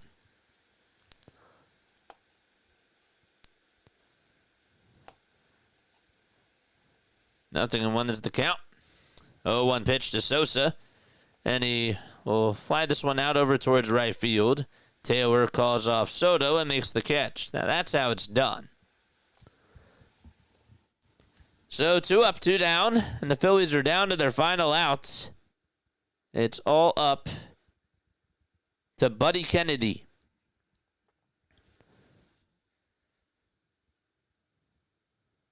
They have really unloaded their bench. Buddy Kennedy is back with the Phillies. He was out of options. Phillies had to get rid of him. And he was traded. And then he was let go of.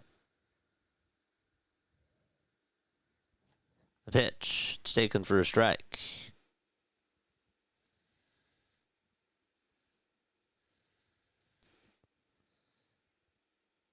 Kennedy was on the Diamondbacks.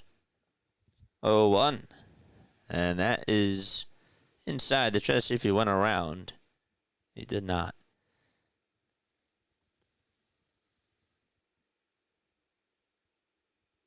Also played with the Tigers in 2024.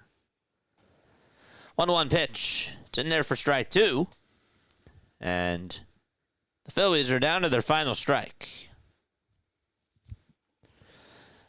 Davinsky kicks, delivers. It's outside for ball 2. I hate Twitter.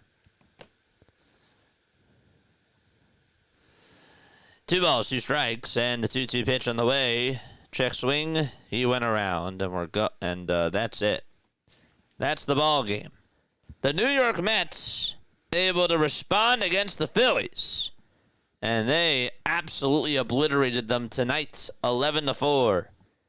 And we'll see who wins the series tomorrow night. Mets are back, tied with the Phillies for first place, 46-31. And so, the guy that gets the loss tonight is Mick Abel.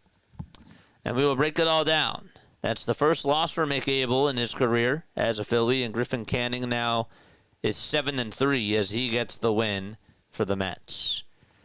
All right. Okay. Let's talk. Let's talk about this, okay? My biggest takeaway from today is that the Phillies need bullpen help. There's no way to sugarcoat that. That is what stands out to me from this game. They don't have help. They don't have bullpen help at all, and they need that. That was what really killed you tonight. That was what really stunk with this game. I'll break everything down. We'll talk about the offense. We will talk about the moves that Rob made and what needs to happen come trade deadline. We'll still have those conversations. But, look, the series is tied. My big picture takeaway is that I'm not surprised. The Mets responded. You figured that they were going to snap out of their funk. The Phillies, they failed their goal today. But now the question becomes, do you take the series tomorrow? And can your offense, because the offense was flawed too, can your offense put up a better day tomorrow? Because they struggled with runners in scoring position. But we'll break it all down. I will be right back. Give me 3 minutes. 3 minutes. And then call into the show. You can call on in during the break. Leave me a voicemail message. Or just text on it. All right. I'll see you all very, very soon. Don't go anywhere. We'll be right back.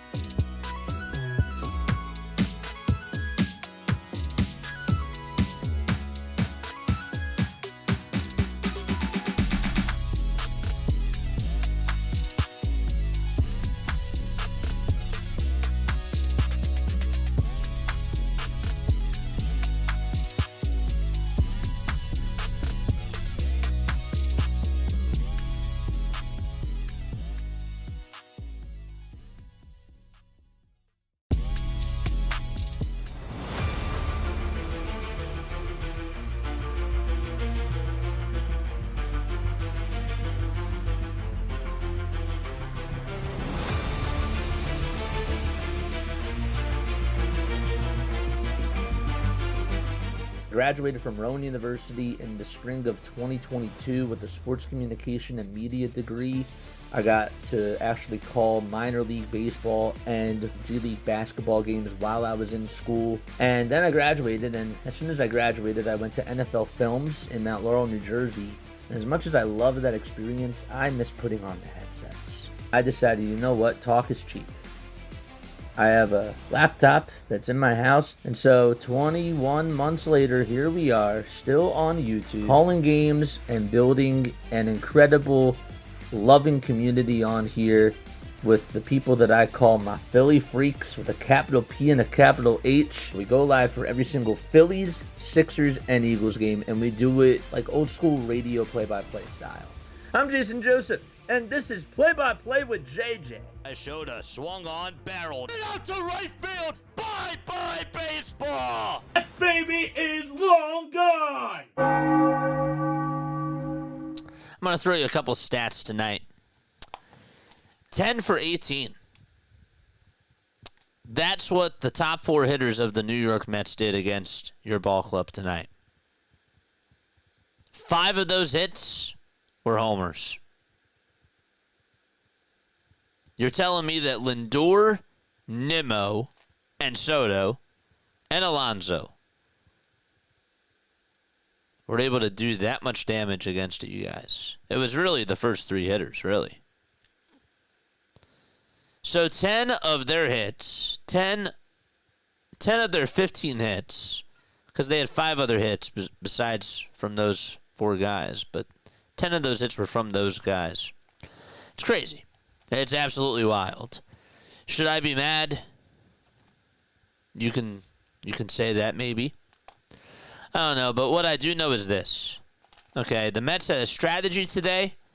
You knew that the streak was going to end at some point, and it happened to be tonight. And Mick Abel got absolutely shelled.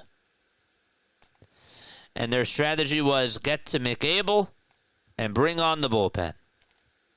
And they pantsed the Phillies tonight. They bent you over. They pounded you. And now it's about how do you go on into tomorrow night with Jesus Luzardo on the mound. You didn't use Strom tonight. You didn't use Orion tonight. They're going to be available with the off day on Monday. How do you fight back? If you're leaving that field tonight, you probably feel disgusted.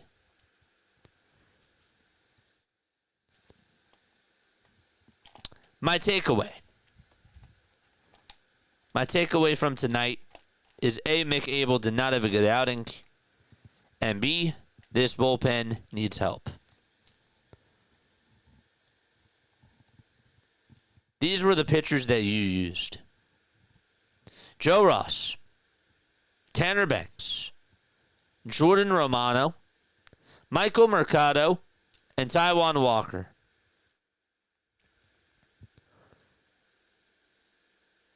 That's not a championship level bullpen.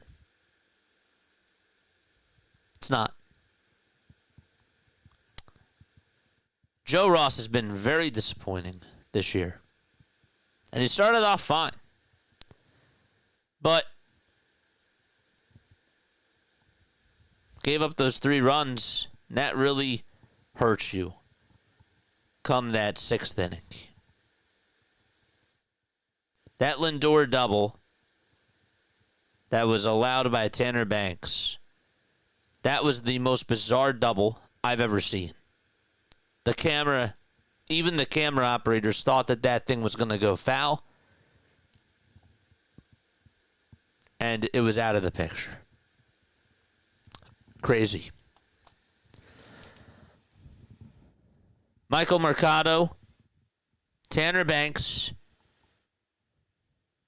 and Joe Ross. I'm going to throw Joe Ross under the bus at this point, and I hate to do it, but they are not major league pitchers. They're not. They're not major league pitchers. This Michael Mercado experience has been awful. It's been atrocious. It's been bad.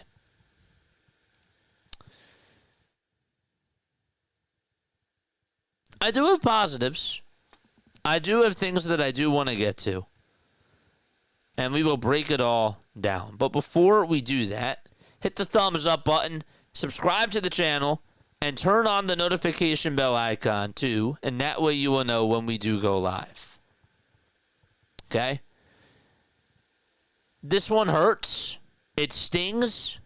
But it's not end all be all. Okay? It's not good that you allowed 15 hits. It's not good that you allowed 11 runs. That's not good. What happened? Where did it go wrong? Okay, the first inning happens. Nimmo hits a homer. Puts them up 1-0. Mets at bases loaded. Runners at first and second. And they can't get anybody home. This team battles back in the bottom of the first and responds. Love that single by Kyle Schwarber. Another nice base hit from Bohm. And Nick Castellanos, who had an RBI double. That was nice. And Kepler with the RBI ground out. You fought back. Then you added a run in the bottom of the second. You did. You did that. Abel actually pitched good in the second inning. And you figured that he was going to settle down. Good swing by Otto Kemp. Good for him to go on over to third base on the ground out from Marsh. And then bad play by Alvarez, and now it's 3-1.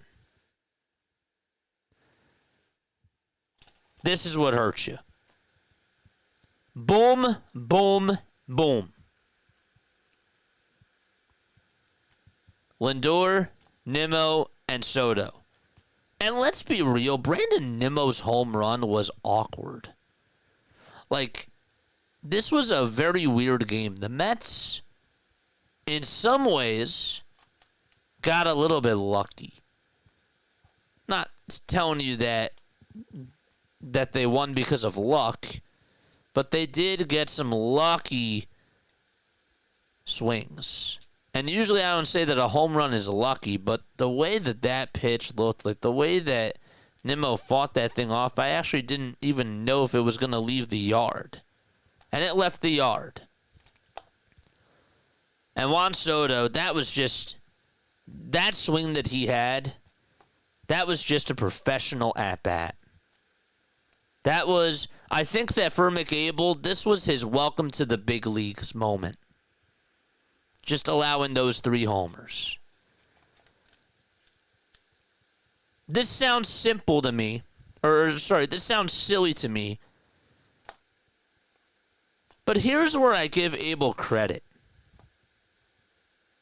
We have to remember he's a rookie. You struck out Alonso. Got McNeil to foul out. And then Young lined out the short. He did better. For him, after allowing 3 homers, to just get out of that inning, shows that he has guts. He didn't just give up. We wanted him to come out of the game, and we wanted somebody to get warmed up in the pen. But that little thing there, I know that he got shelled, and that sucked. But for him to battle after those 3 homers happened back to back to back, told me that he had balls. That's what it showed me. We go to the bottom of the third. This kind of annoyed me because the Phillies, I thought, had an opportunity here. Schwarber grounded out to second. Bohm walked. Casty walked on a controversial pitch. At this point, the Phillies are down 4-3. And what does Max Kepler do? Flies out to center field. After being down in the count 0-2, takes a ball, and then just flies out this changeup to center field. And JT had a golden opportunity to try to tie the game back. And didn't do that. He didn't do that there. And instead grounded into a fielder's choice. That was one of those moments where we said, darn it. It was a missed opportunity.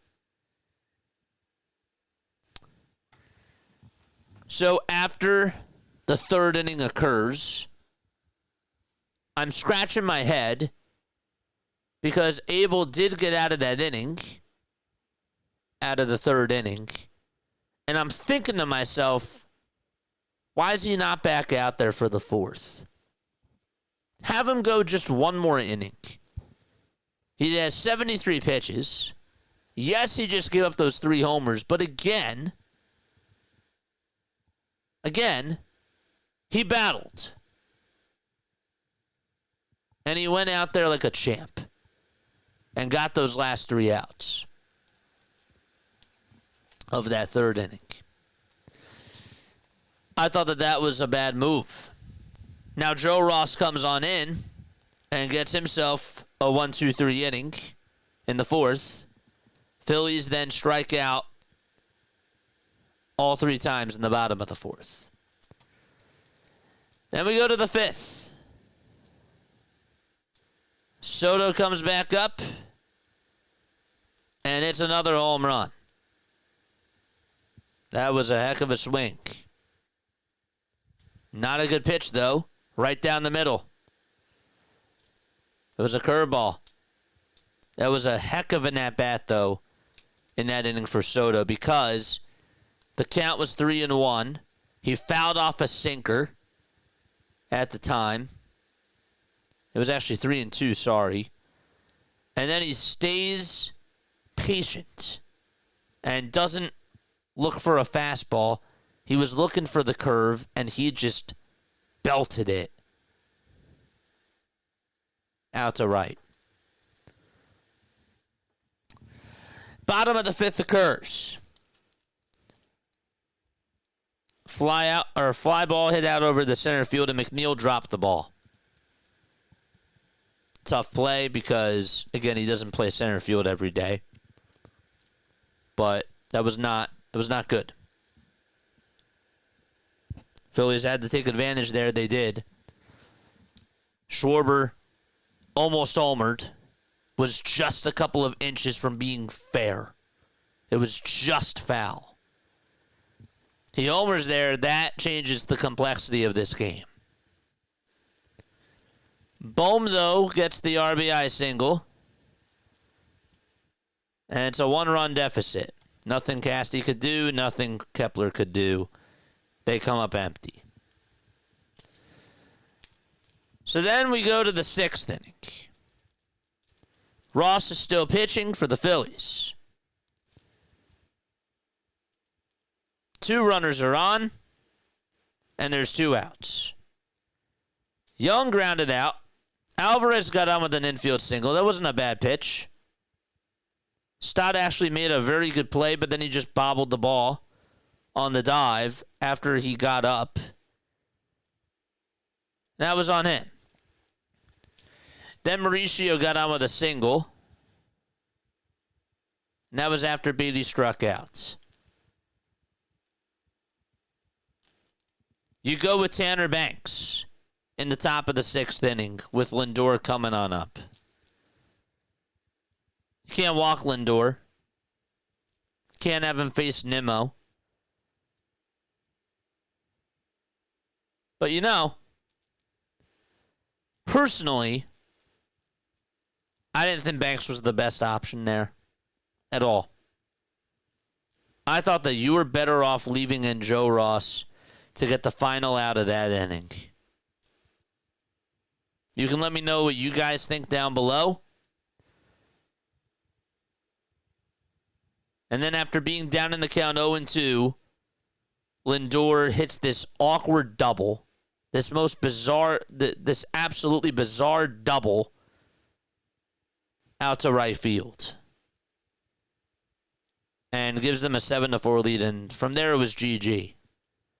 Phillies had a chance in that bottom of the 6th inning as JT singled, and then Stott struck out, and then Kemp got hit by a pitch. Figured maybe that they would show a little bit more life then after Brazaban came on in, and they did not. They did not.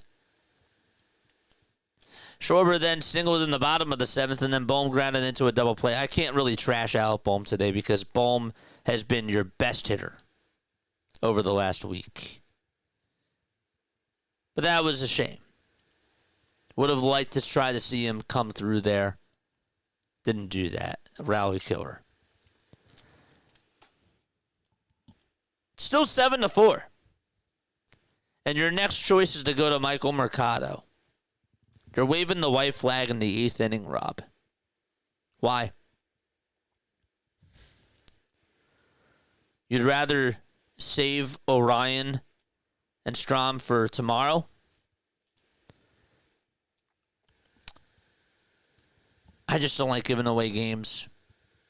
That's me. I don't like that. But clearly, this bullpen needs help. They need more arms. Mercado is not the right move. And it's a shame. It's a shame because you don't really have a lot of options. And you need more. And that's where you lost the game. Tonight, you lost because of roster construction. You don't have enough arms. And Mick Abel is a rookie. He got his welcome to the big leagues moment. He did. It's disappointing. It's not something like where you kick and you scream. I know that we just played the Mets, and you wish that it was a different result. But let's be real. How much longer was this going to go on for New York?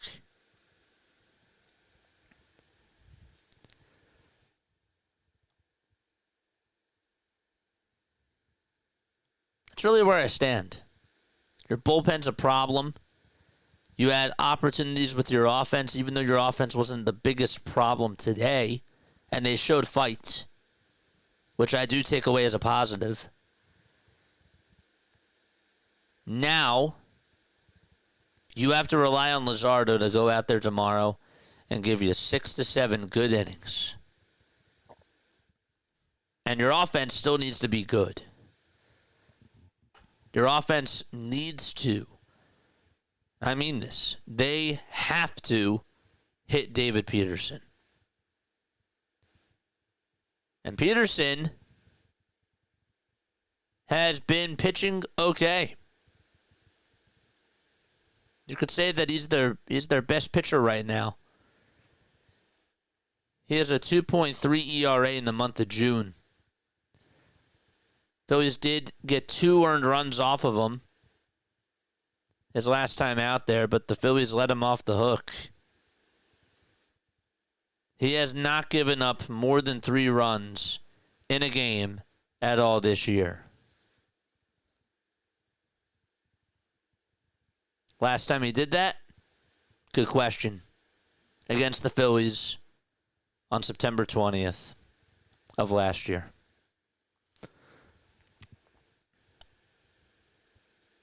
So we'll see how they respond tomorrow. That's all I got. That's it. That's all I have.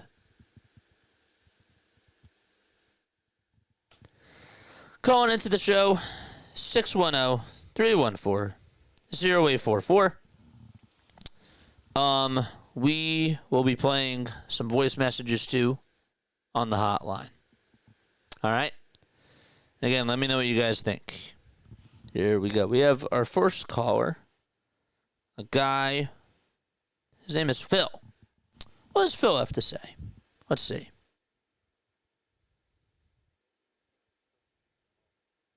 Whoops. I'm not prepared. 1 second. 1 second.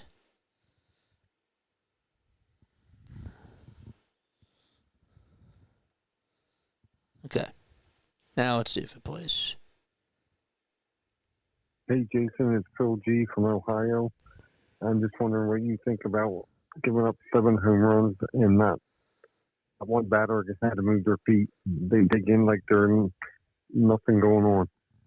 Let me know what you think. Phil, I appreciate the call, man. I really appreciate the call. Look, at the end of the day, you give up those 7 runs. You give up those 7 home runs because your pitching is thin. You need more help from your bullpen. The fact that you have to rely on Michael Mercado out there, you had to drop Carlos Hernandez, you had to drop Jose Ruiz. I mean, the bullpen is just so bad. It's terrible. And I don't even know if the bullpen would have won them this game today, even if they were perfect. Because the Phillies offense did go stale. Let's be real. But it is demoralizing when your offense has to overcome a bigger deficit and they have to be relied on all the time. I'm not telling you that the Phillies offense has been great this year, because overall it has not. But you need help. You do. You definitely need help. And it is definitely beneficial when you have better arms in your bullpen. I think back to the Washington Nationals when they had that World Series run. Their bullpen was so bad. But their GM, I think it was Mike Rizzo. Somebody can fact check me on that. Their GM went out there and traded for Sean Doolittle. And Doolittle at the time was a very, very good piece for them to add. He was a big addition. They also added somebody else. And I'm trying to think who it was. It wasn't Adam Eaton. It was somebody else that I can't seem to remember. Was it Cole Henry, Cade Cavalli? I can't remember. It was Doolittle and somebody else. Maybe it was Javi Guerra. I don't know. But, oh yeah, Hunter Strickland. That's who it was. It was Hunter Strickland. And Fernando Rodney. They added 3 pieces. And that helped them. That's the direction that you're going to have to look into. I still would like another outfielder. I still think that the offense could use some more help. But number one,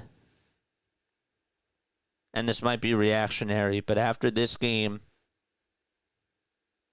your number one priority is bullpen. Without a doubt. Let's take some text messages again. Don't forget to text on into the show. Well, says not impressed. No, that was not impressive at all. Bullpen last year was fine, says Quan. This year, it's a glaring hole. Bottom of the lineup also is not producing. Well, what's funny about that is that Brandon Marsh was producing. Just so happened that tonight he wasn't. Otto Kemp was producing. Tonight he wasn't. Bryson Stott was hitting the ball better. Tonight, not the case. Kemp actually did have a double, too. Let's not forget that, but your bottom of the lineup was doing a lot better. Could you rely on them consistently? Probably not. But Marsh was hot. Marsh was hitting the ball very well. Doug says, I'm starting to think that Mick may not be what we are hoping he is. I disagree. He is allowed to have a bad outing. He's a rookie. Okay? He can't be perfect. Right? And again, I go back to that third inning, and I know that he gave up those 3 homers in a row. And this was a big light for him. He could have folded after that, but he got the last 3 outs right there. After he allowed those back-to-back-to-back homers. Told me that he had guts. There's players out there that fold after they allow 3 homers like that, and they just get shelled. And he took it on the chin, and he responded.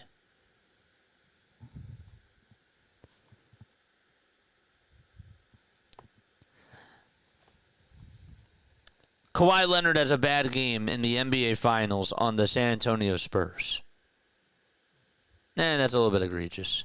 Kawhi Leonard has a bad game, right, against the Lakers or against the Miami Heat in May or April or whatever it is.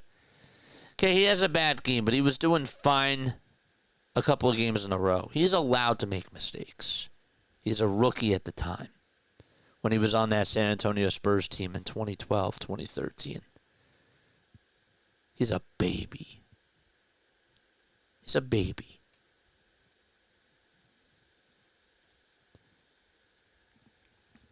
Everybody makes mistakes, and it's about how do you respond? How do you grow from that? It is so you have to put that rookie card on him, and you have to look at him through that rookie lens because that's what's realistic. That's expected. He can't be perfect. He just can't. I'd say the same thing for Andrew Painter. That's unfair to put him in that class of just, he has to be Steve Carlton. You know, Steve Carlton wouldn't make those types of mistakes, or like Zach Wheeler would have made those types of mistakes. Got to let the kid develop. Kevin says take the series tomorrow, Phillies. That's what matters. 4 appearances looks great in 2, then gets cracked in 2. It happens. Rubber Ducks here. What's going on, man? Sadly, I've learned today not to follow my heart. I was so happy to see a clean outing by Lazar and Banks last night. Then they just let us down.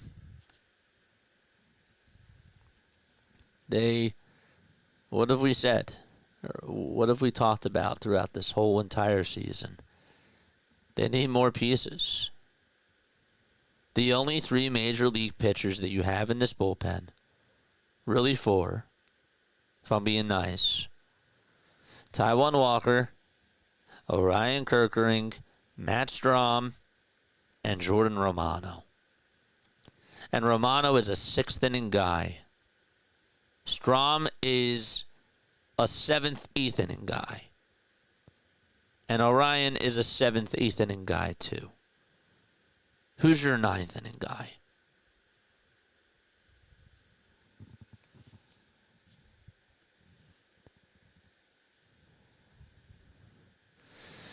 Halftime, what's up, man? Halftime says, I agree with you. We waved the white flag way too early. They did. They definitely did.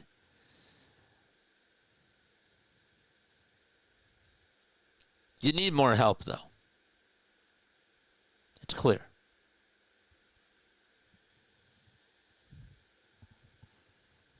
I don't want to be the dead horse. Because I feel like I said everything that I had to say. I do.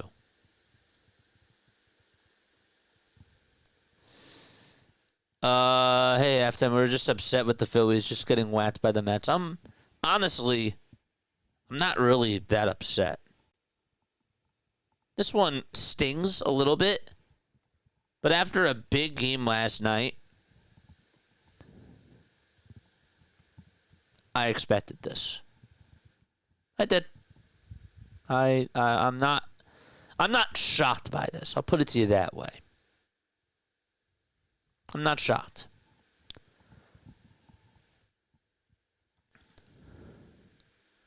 Rob does not know when to pull a pitcher. He just waits until it's too late, says Philly halftime. Halftime, I feel like you say that every single day.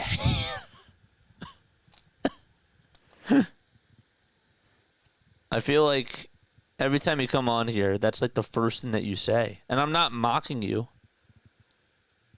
Because you're right. You're right.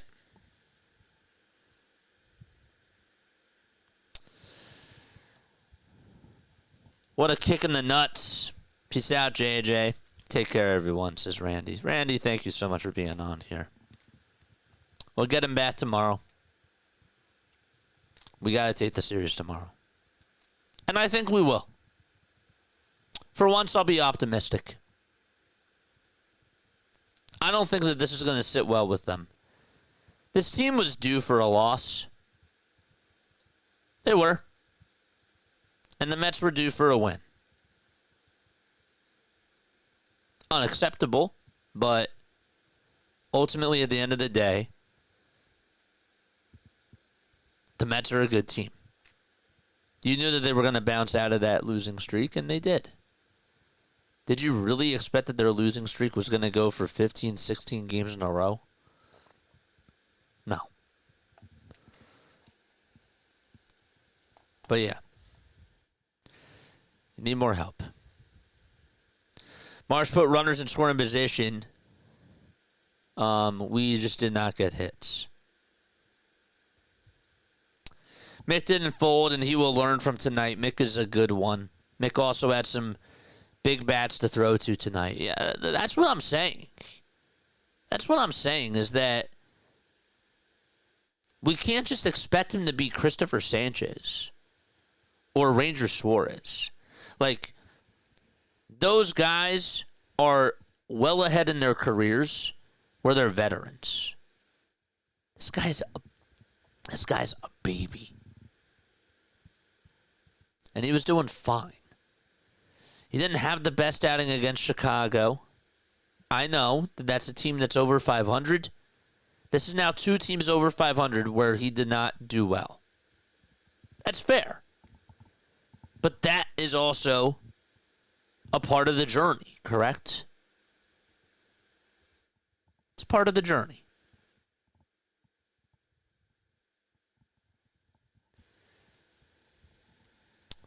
Should the Phillies trade for Mason Miller from the Athletics, JJ? I said yes last year. I was on the Money Miller train. I'm not this year. This year I'm not. Because the Athletics are going to want too much for him. And the Athletics have some valuable pieces. I also think Oakland should actually let, whatever you call them. The Athletics should just let these guys gel. I do.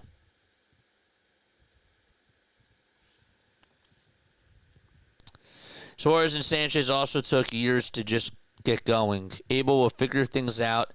It just sucks that the Phillies aren't in that timeline. Correct. That's the issue.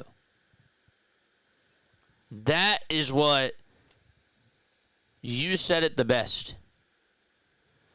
When we say we want Crawford to come on up, we want Otto Kemp to come on up.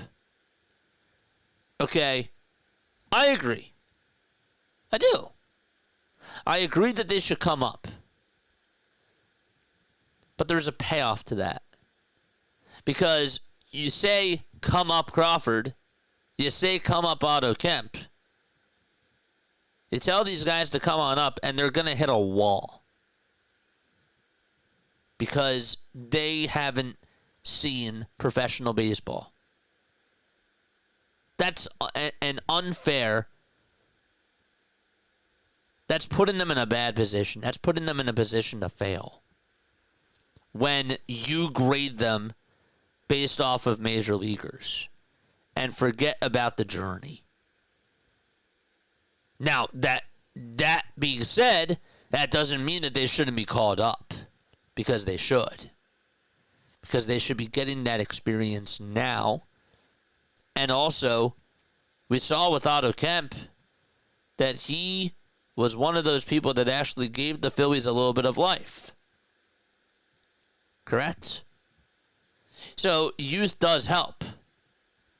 But that is the issue. That's the issue with it. Right? Like, that's sort of what comes with it. So, to succeed, you must fail. We all go back to Michael Jordan. Michael Jordan didn't make it to the NBA Finals until when? He had to run through the bad boy Pistons. He had to run through the Celtics. And once he got there, once he had that experience, and he just continued to work on his game season in and season out, then he realized what it took to win a championship. He didn't just do it his first year. It takes time.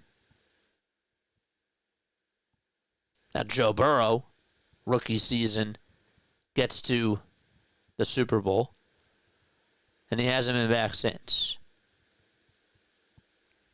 It's another story. Football is a little bit different because you have other X factors that you have to rely on. But still, you could also say that he's run into Patrick Mahomes. And Mahomes is a Hall of Famer. First ballot. But the bottom line is that experience, you gotta go through things in order for you to succeed. So that's it for me. That's all I have for you. I really don't have much else to say. It is what it is. Tomorrow night, we can still take the series. And that's the most important thing at the end of the day. That was on my checkbox. Take the series against the Mets. And if they do that, they accomplish the goal. All's not lost. All right. Love you all. Thought that this was a very good cast tonight. Thought that we kept it together very well. And I thought that we did very, very good tonight. Thought that this was actually one of our better ones for a loss. So, all right. I love you all. I'll catch you all tomorrow. And yeah, go Phils. Go Phils. Peace out.